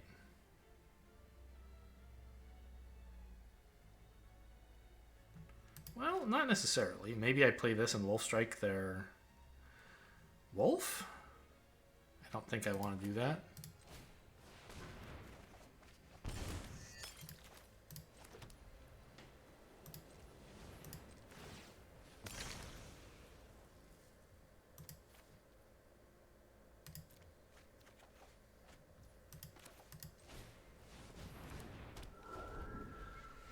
This is pretty good for blocking their 2/4. Obviously, it can't block the 1/1, but if they attack, I won't block. I mean, it's a free roll for them to attack, but it's really dangerous for me to block. So even though it wouldn't be too surprising if they had no combat trick, I just can't afford to lose this creature yet, because it's gaining me life just by existing when I play the Flourishing Hunter. The mana I have right now is, what, 7, 8? Well, 7 and then 8 once I play this, so I can't play the Wolf Strike next turn. I don't think they would be attacking with this if they had no trick, right? It would just be offering me 2 life for no reason. It could be a bluff, but most of the time, people aren't bluffing with their attacks. They're actually signaling truthfully what combat tricks they have. Maybe at a higher level that's not true, but where I play it is. Both for me and my opponents. I'm not trying to say they're worse than I am. I can play this, I don't need the extra land right now. I mean, I could use the blood token, but I think this is kind of a blood token of its own, because it draws a land out of the deck for you. No, that's not a blood token. It's just a little bit of thinning. I guess I could discard it. What I definitely can discard is the swamp. Hang on, but I should play this first, right? Because I'm not going to draw anything I want to play. So go grab me a swamp, I guess?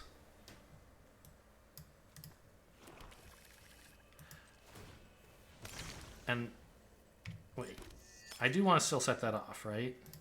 No, now I can just play this, and then I know I won't draw anything meaningful off of this turn, so I can do it in my end step. Or in their end.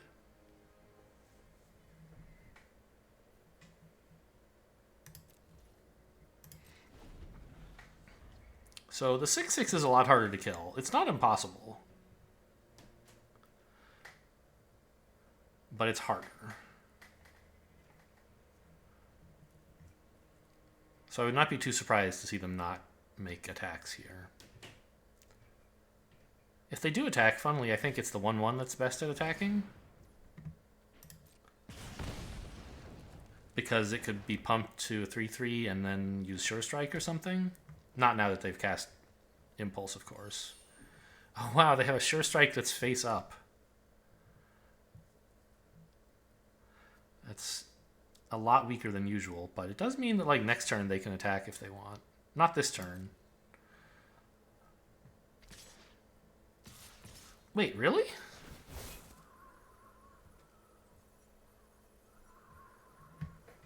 Okay, they have another 1-mana combat trick. Which I guess must be green, because if it were red, they couldn't use it with Sure Strike. So I guess they have massive might, right? Otherwise this attacking all makes no sense. So I guess I let this in, and then, well, okay, let's use this first, I guess, and then next turn plan to Wolf Strike in response to whatever trick they have.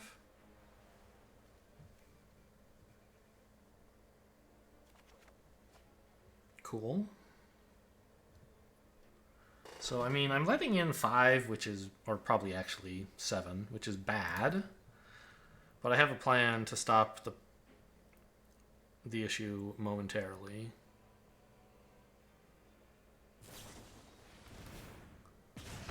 Oh.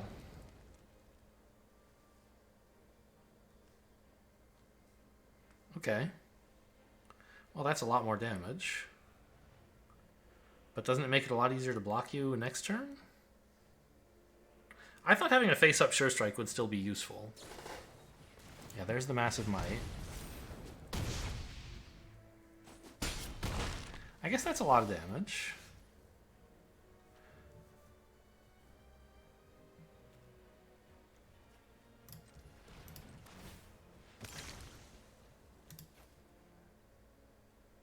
Oh, I can even gain life off the Wolf Strike. Look at this. I could also play Brambleworm. But I want to get this gone before I have any issues with it. So we're going to give this Death Touch. And then Wolf Strike with it. On the thing that's doing direct face damage.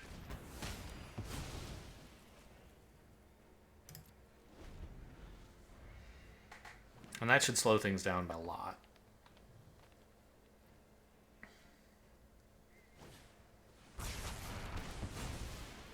Okay. That's fine.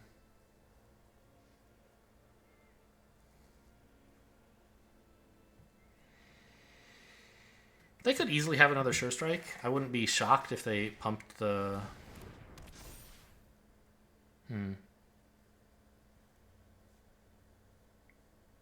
Okay, I'll block with the Ancestor then. Ooh. Okay. So I guess they do have a trick for this thing. But that's okay because Brambleworm is landing.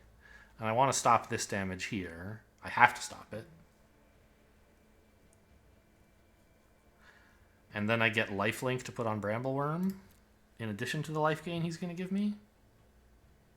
I only have 8 mana, so a land would be nice. Why pump that? It doesn't do anything. Ooh, they maybe didn't have Sure Strike? I mean, I guess they didn't. They would have used it, right? Maybe they have... What I meant is maybe they don't have some other removal. Okay. Well, I drew the land I wanted. So this is pretty cool. We just gain like 11 life here. And then opponent concedes.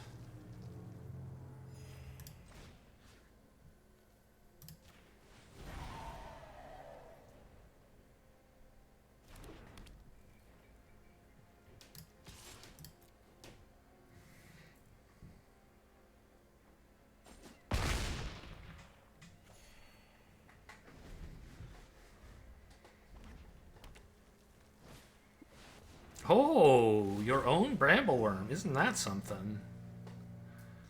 Maybe you don't have to... Oh, never mind. I was going to say maybe you don't have to concede. This is pretty good. Good top deck. Good work, deck. I'll swing here, I think. Because it represents 2-turn lethal. If they attack back for 5, I don't really mind.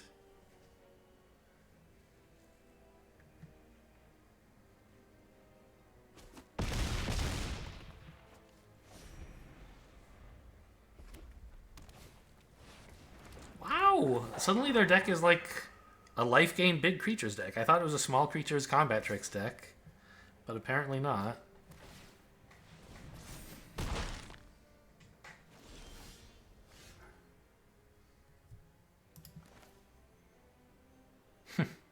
They have to block Brambleworm now. They don't know that, though. So I guess I swing with all, and if they block this to kill off my lifelink, then I have lethal. And if they block Brambleworm, then I still have a giant lifelinker around.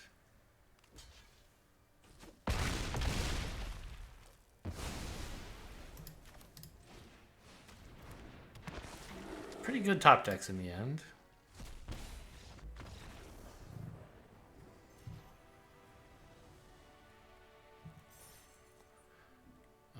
Did I deserve them? I mean, I got fairly deep into the deck, I feel like. Yeah, I'm 8 cards deeper than the opponent is. Somehow. How the heck did that happen? I mean, point of discussion plus 3 blood tokens, I guess, is most of it. The Evolving Wilds, sure.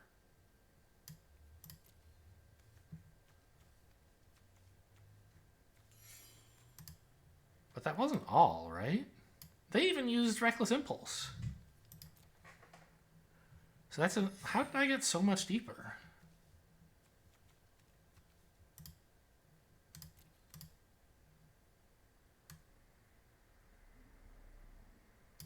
I mean, this is 3 cards. This is 2 cards. So that's 5. 6.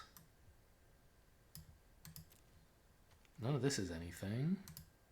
That's not anything. So I drew 6 over the course of this game. But they drew 2, and I'm 8 cards ahead.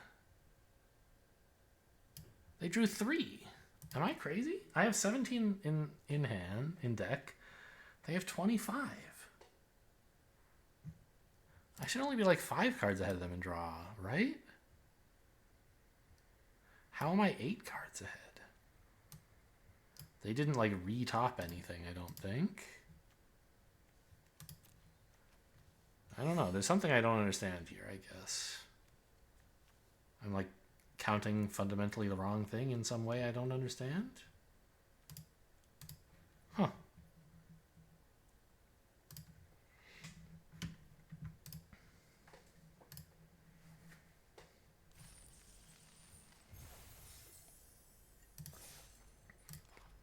Let's go fix up these lands now, by the way, since I remember for a change. So 3/7/7.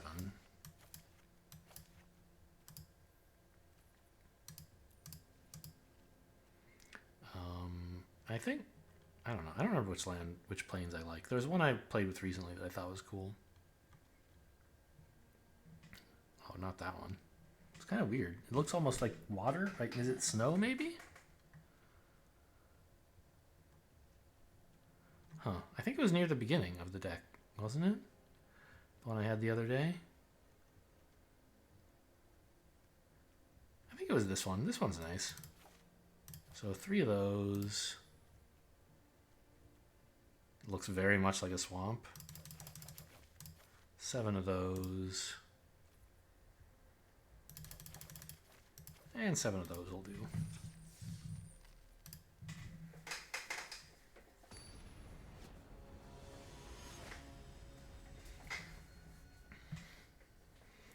What's magic?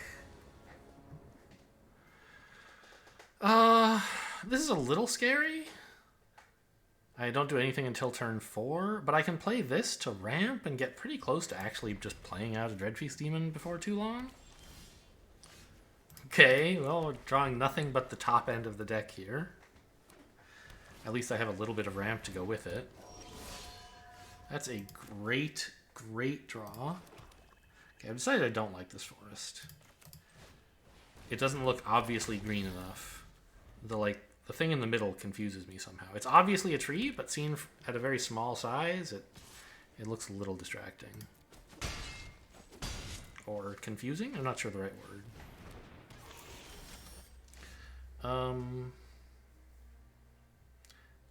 It might be like only 99% insane to enchant the scorpion instead of a land. I'm pretty sure we're enchanting a land, though.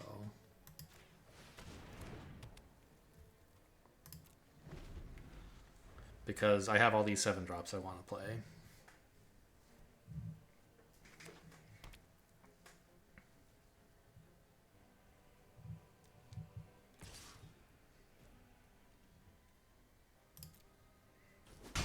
I guess I could be attacking with the 1/1.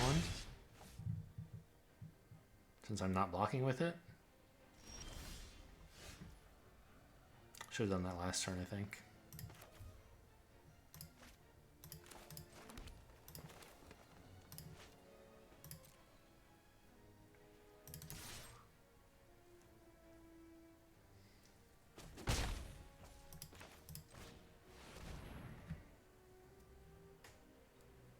I wouldn't mind a counterspell here. They don't have enough power on the board to make me feel like I'm about to lose the game. And a counterspell spent on this isn't being spent on something else. Yeah, that's fine.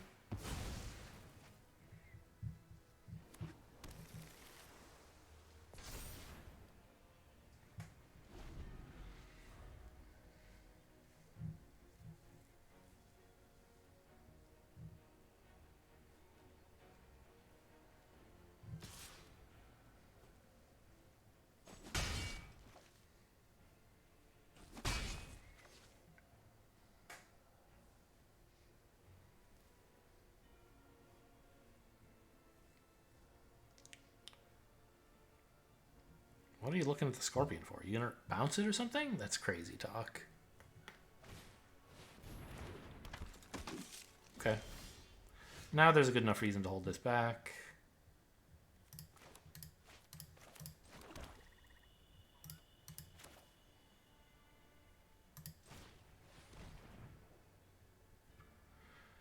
I have a blood token, but I'm not discarding a land. Because I really want that land.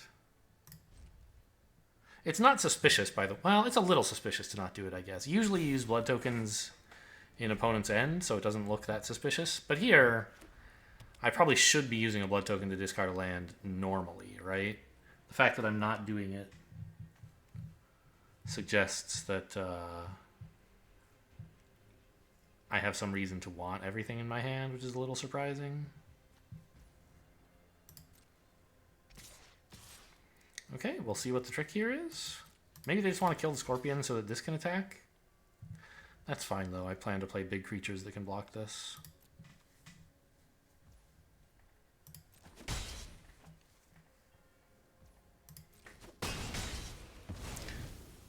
So maybe they think they're getting away with something because I blocked a 3 thing when they have a 5 thing that's coming up soon.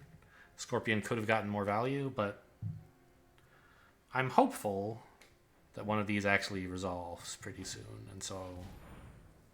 Oh, I guess I should have saved the Scorpion to sacrifice the Dreadfeast Demon? Okay, that was kind of a mistake, wasn't it? Ah, you're gonna make it a 5/5 double striker then? Is that the plan? Okay, that's cool. Yeah. Well, I don't know. The Scorpion is as good against... Killing the 3/3 is kind of fine. Like, this thing is trading for a creature, whether it's Brambleworm or Scorpion. No, a Scorpion it couldn't trade with. Okay, you're spreading it out. So this is a 3/2 double strike, and this is a 5/5. Okay.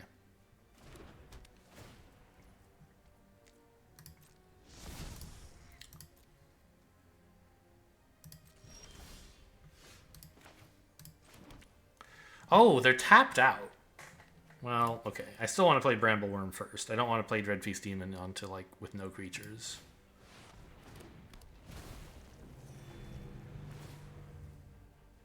And now this is a great blocker for the 5/5.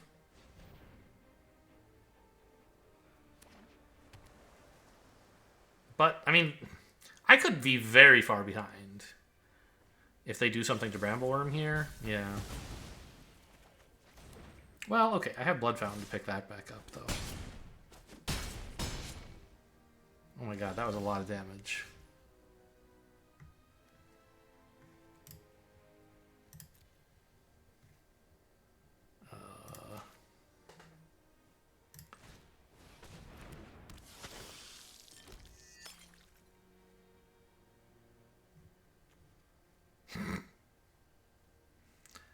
I want to discard something and then use Courier Bat to pick it back up.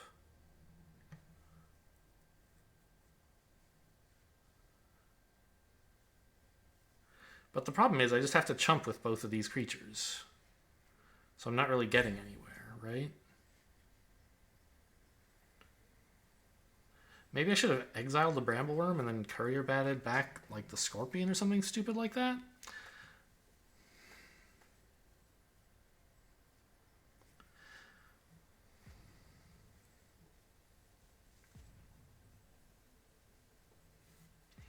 Discard the Dreadfeast Demon to pick back up a Scorpion? And get the Dreadfeast Demon back later? Because the Scorpion actually kills a 5/5, which seems really important. It seems crazy, but I think that's what we have to do.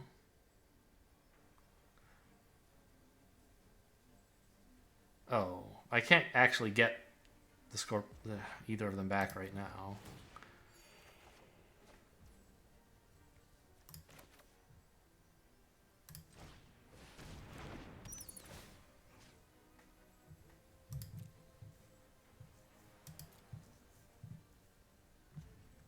I think I need the Scorpion. It's kind of embarrassing.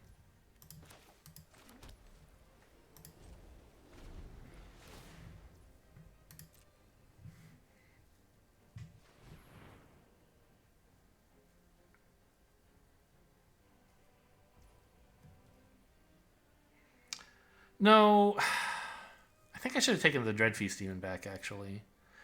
Because it can actually, like, kill a 5/5 and live, right? I don't have to block both of these. I can block just one of them. And then play the Dreadfeast Demon, and I could have had, like, 2 big blockers.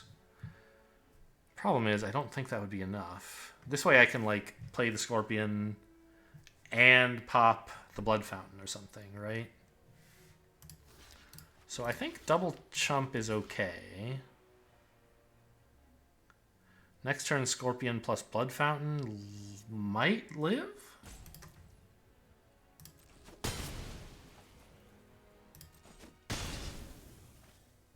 The problem is if they play anything, I lose. Yeah, for example, that.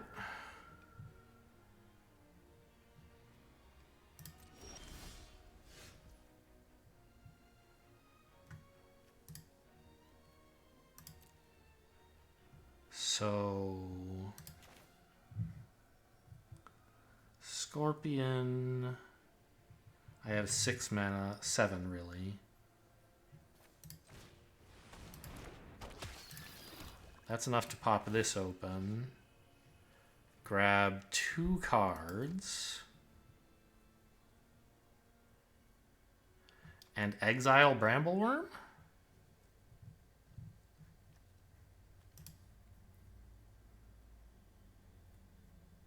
Or play Courier Bat. Or Guest. Right now I'm taking 6, well, 5, no, 6, because I want to block here, right? So 6, 9. If I exile Brambleworm, that's enough to live. So I can pick back up 2 creatures, but they can't be Brambleworm, and I can't play either of them. So I guess these 2? Well, actually, the Courier Bat's kind of cool. Yeah.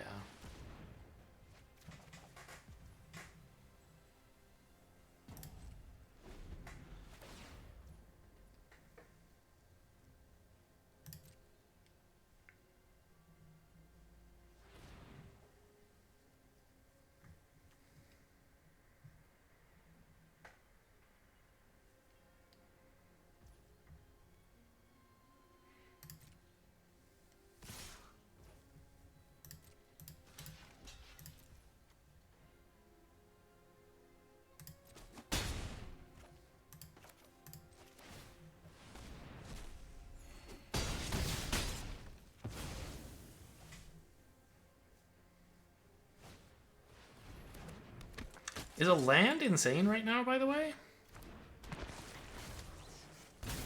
Ooh, I think you should have maybe kept... No, they have removal, right? Yeah, Fierce Retribution is game over.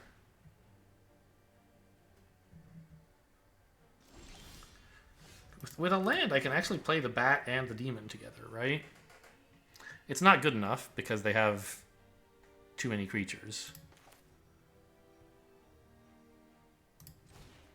And they also have removal. But if neither of those things were true, if they had played nothing last turn, this might be enough to win.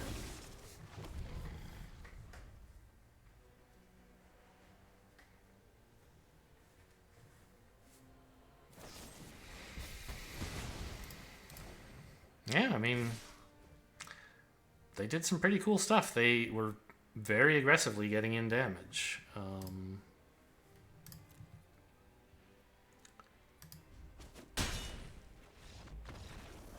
I guess I could have killed one of their creatures.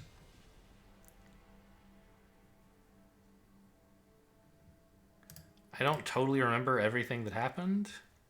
Like, sacking my Scorpion to kill this could have been a huge mistake.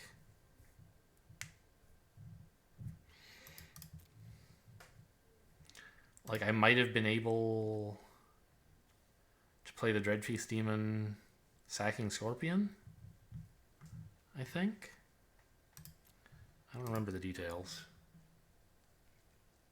Is this 4 or 5 wins? Just 4. Okay, well, it is a greedy deck. Sometimes we're going to get punished.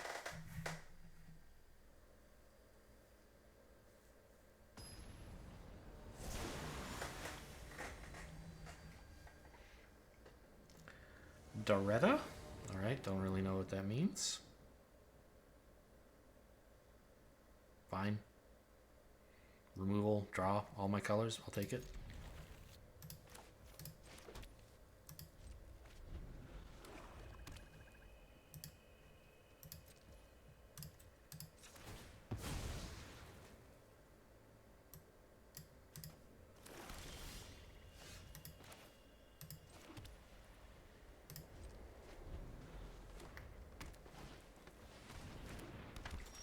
Okay, we can exile that later. No, it has to be a swamp. Oh, I have... a forest would be best, right? Not that it matters, but it turns on Wolf Strike.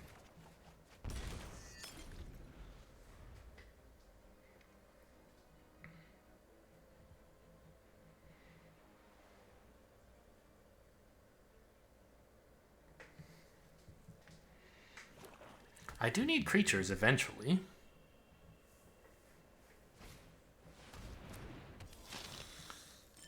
Okay, nice.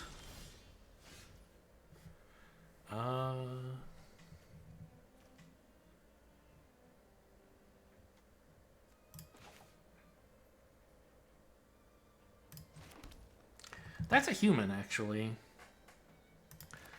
So I can grasp that and exile the vampire.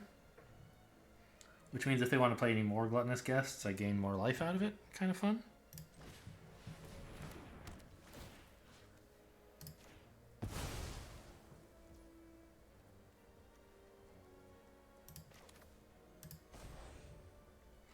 Play this main phase just in case they have an instant that could save it. Like Massive Might or something.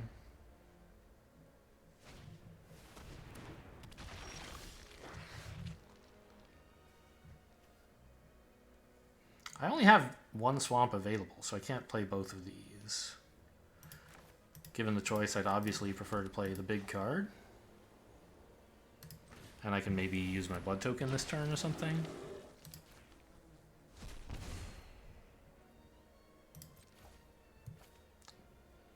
I don't know that I want to throw away a land right now, though. It's what turns on Grisly Ritual, right? By the way, opponent's stuck on 3 lands. Keep that in mind.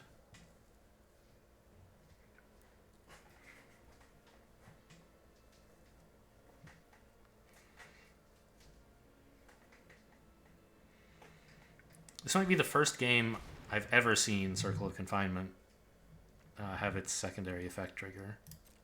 They very well could play another Gluttonous Guest here. sometime this game.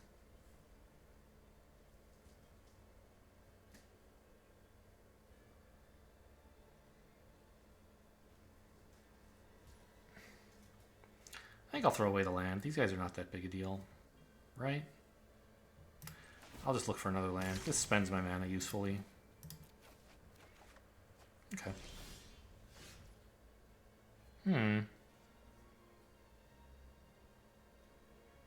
Well, that makes Wolf Strike a little bit better, doesn't it?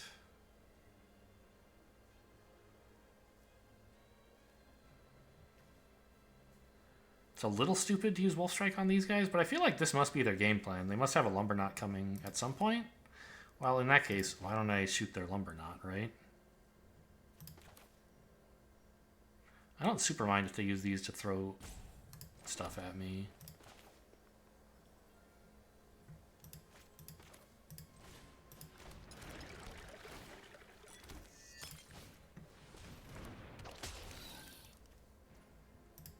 But I also don't want to push for damage. I'm perfectly happy to hang back.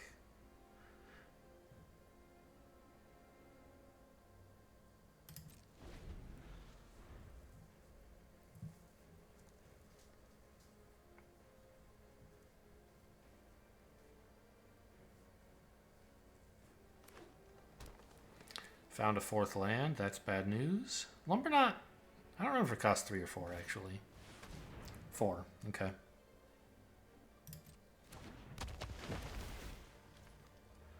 Do I let these flip? Wait. I actually just passed to combat, I guess? Okay, but I can still kill this in response if I want to stop them flipping.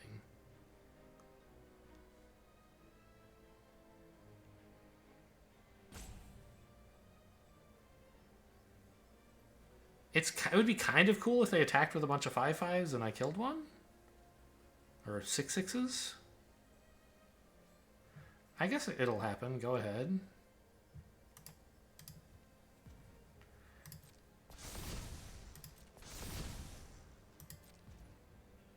Oh, they're not going to. Okay, well, shouldn't have let it happen then. I do have Death Touchers up. Of course they wouldn't attack with those. What was I thinking?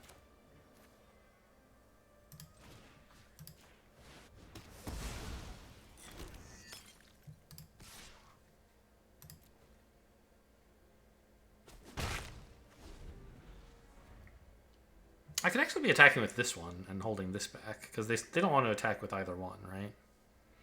Or attack into either one, I should say. Yeah, I don't know. Letting that flip was just wildly optimistic. Of course they're not attacking. I forgot my creatures have Death Touch, basically.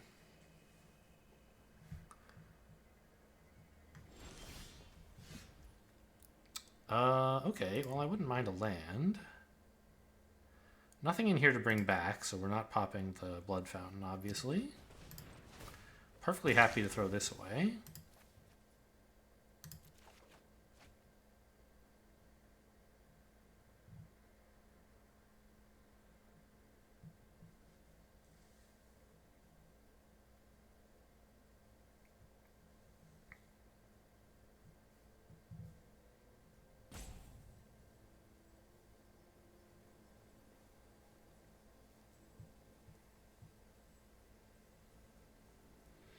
I suppose I could throw away the Dreadfeast Demon and then use Blood Fountain to pick it back up. But I'd rather have that for, like, if they kill the Dreadfeast Demon the normal way.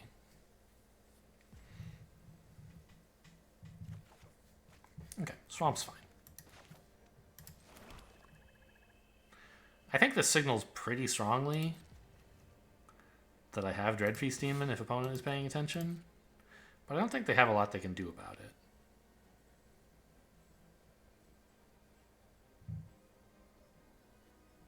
I could play this to get lifelink on there, but I want lifelink on my Dreadfeast Demons, so I won't.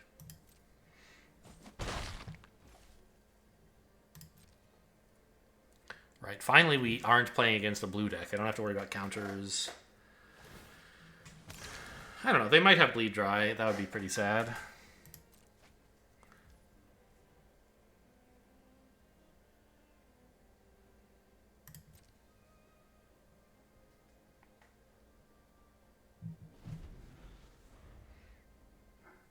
But then these things aren't getting killed.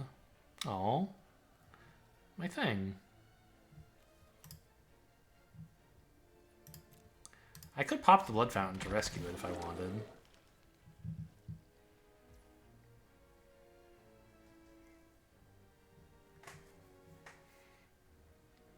Yeah, I think I will. This is another Dreadfeast demon, right? So.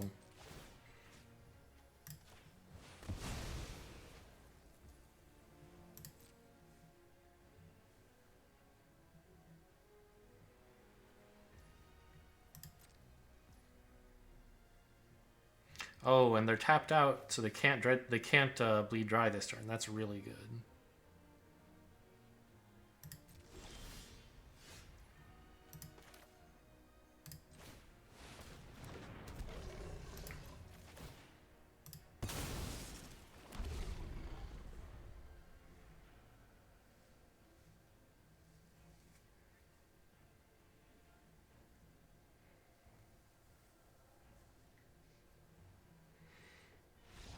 Okay, that works.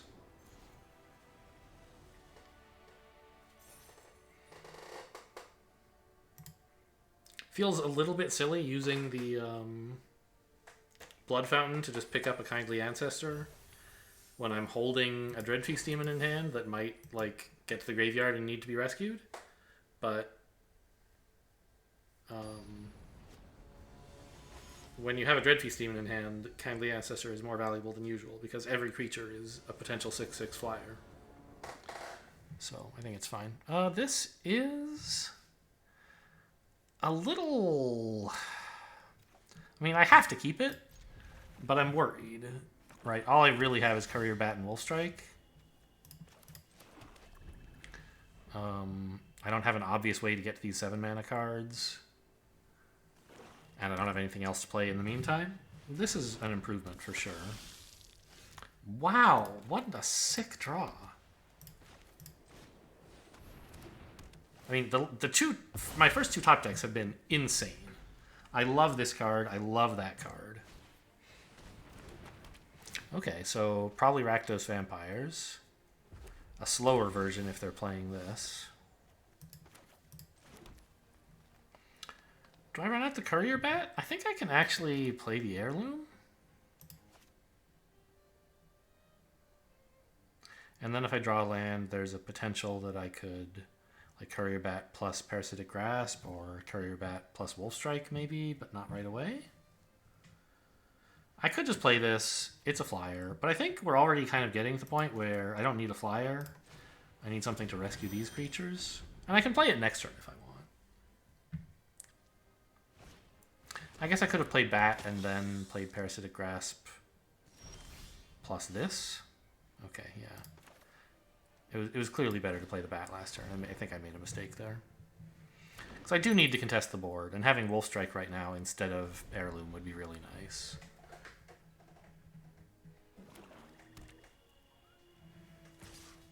Yeah, no blocks.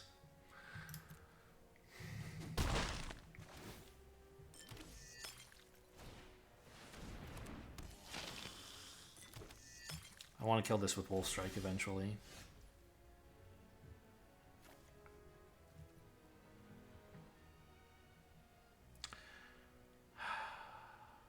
Really need some more land?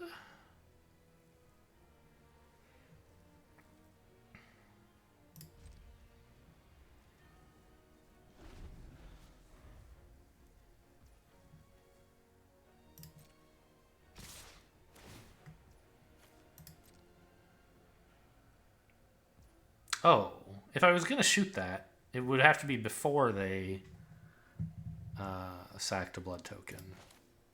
Or had the opportunity to, rather. So I guess it's a good thing they didn't.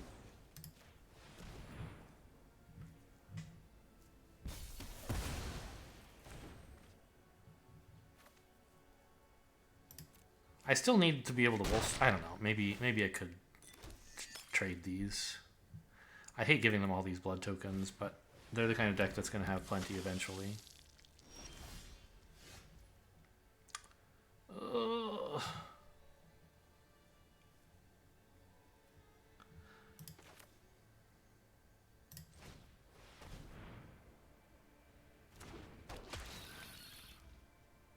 This is what happens, right? I kept the deck, the kind of greedy hand, and I haven't drawn any more lands. I have drawn this, but I haven't been able to use it. That's not true. It gave me the second black last turn. All right, let's see what the trick is. Nothing, I guess.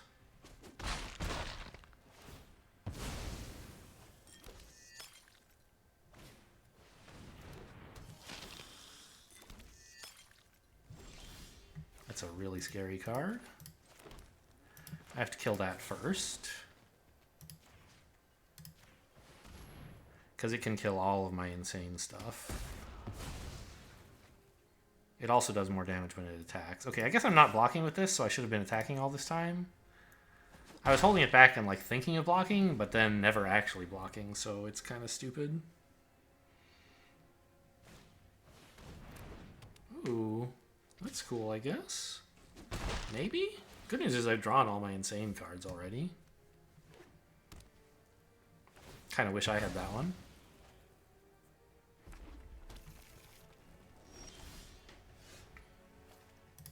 Great draw. It's something that can actually block their 2/1. If they combat trick it, I'm not even mad. Could toss out the Grizzly Ritual, maybe? Yeah, let's do that.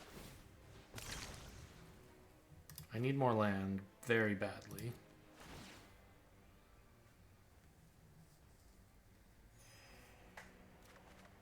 And if I had drawn it this turn, I would want to play it. That's why I'm doing it in main phase, because I would want to play it this turn if I hit it.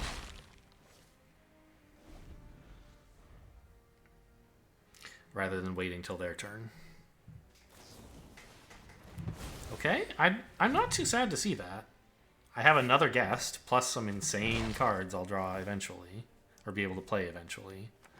And they're just top decking the lands that I wanted to draw, but they don't really want to draw, so that's sort of fine. Very happy to hit that. Swing first. Because they might want to react to this by abrading the bat or something. This way I get the damage in first.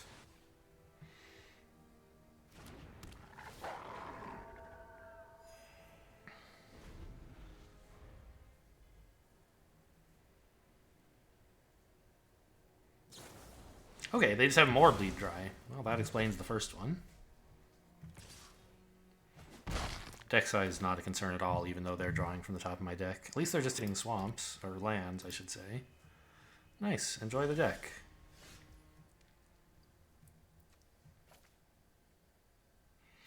I have 6 mana. I could play a guest and shoot this thing. Or I could play Edgar. I don't think I really want to shoot this thing in any real sense. But I also don't want to float 2 mana.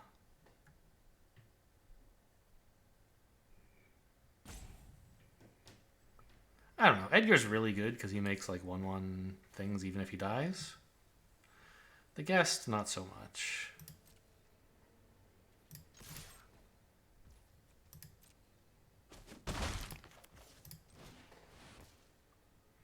And there may very easily be something better to Wolfstrike than this coming up very soon.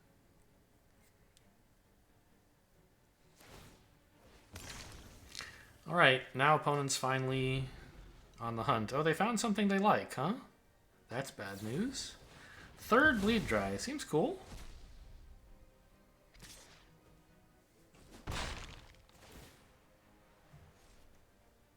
Toxic Scorpion. I don't mind that. It would have been maybe okay for me to play, but I don't mind them having it, really.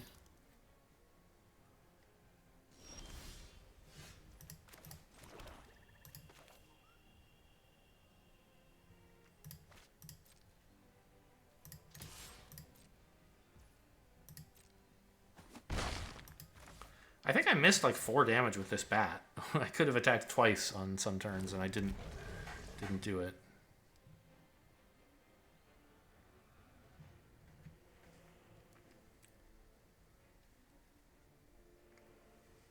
But we do have lethal next turn if they don't do something.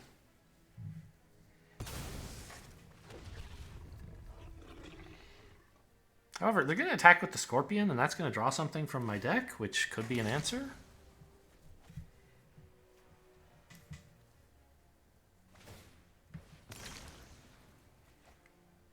Or I could block with the Demon to prevent that.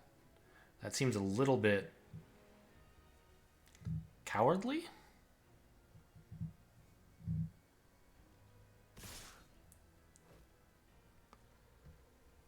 Attacking with this is pretty scary. What's that all about? Maybe they just want another blood token? This one...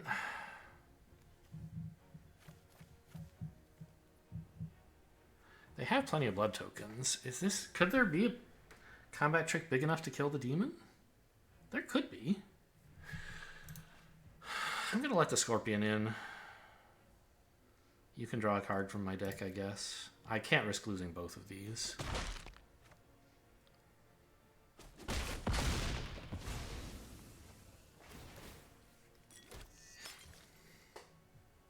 Okay, that's damage, but it's not relevant.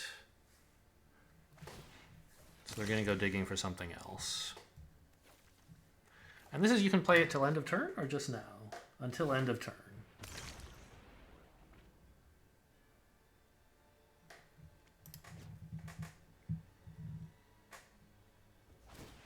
You should probably be tapping the green.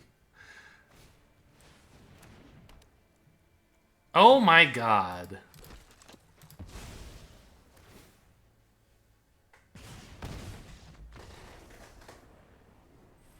What a draw. I mean, I could have blocked the Scorpion. Obviously. I mean, I don't know. Was it a huge draw? Maybe they had it in hand already. And we're just sacking blood tokens to get down to the right number of permanents.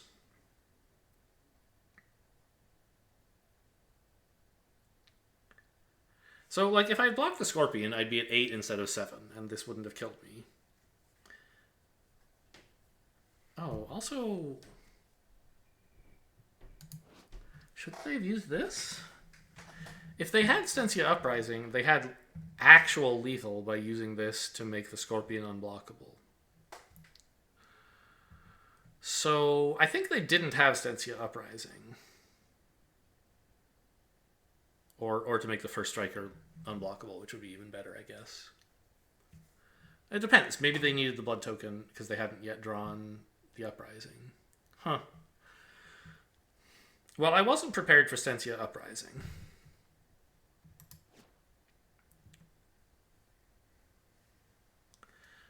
I could have been prepared. I could have played differently earlier, I'm sure. Like...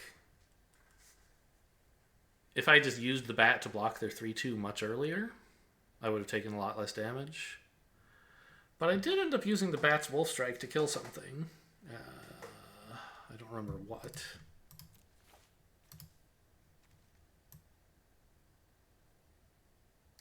This thing, right? Yeah.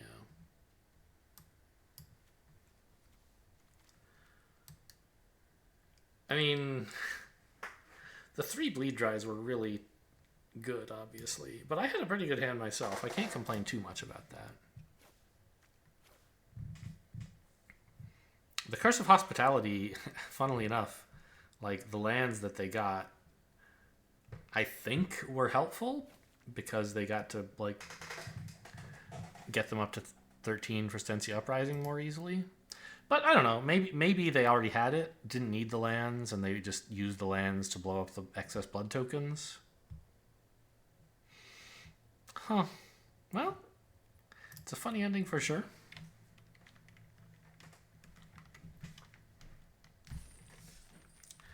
And we finished with just 5. Still a solid result. Hope you guys enjoyed. Thanks for watching, and I'll see you next time.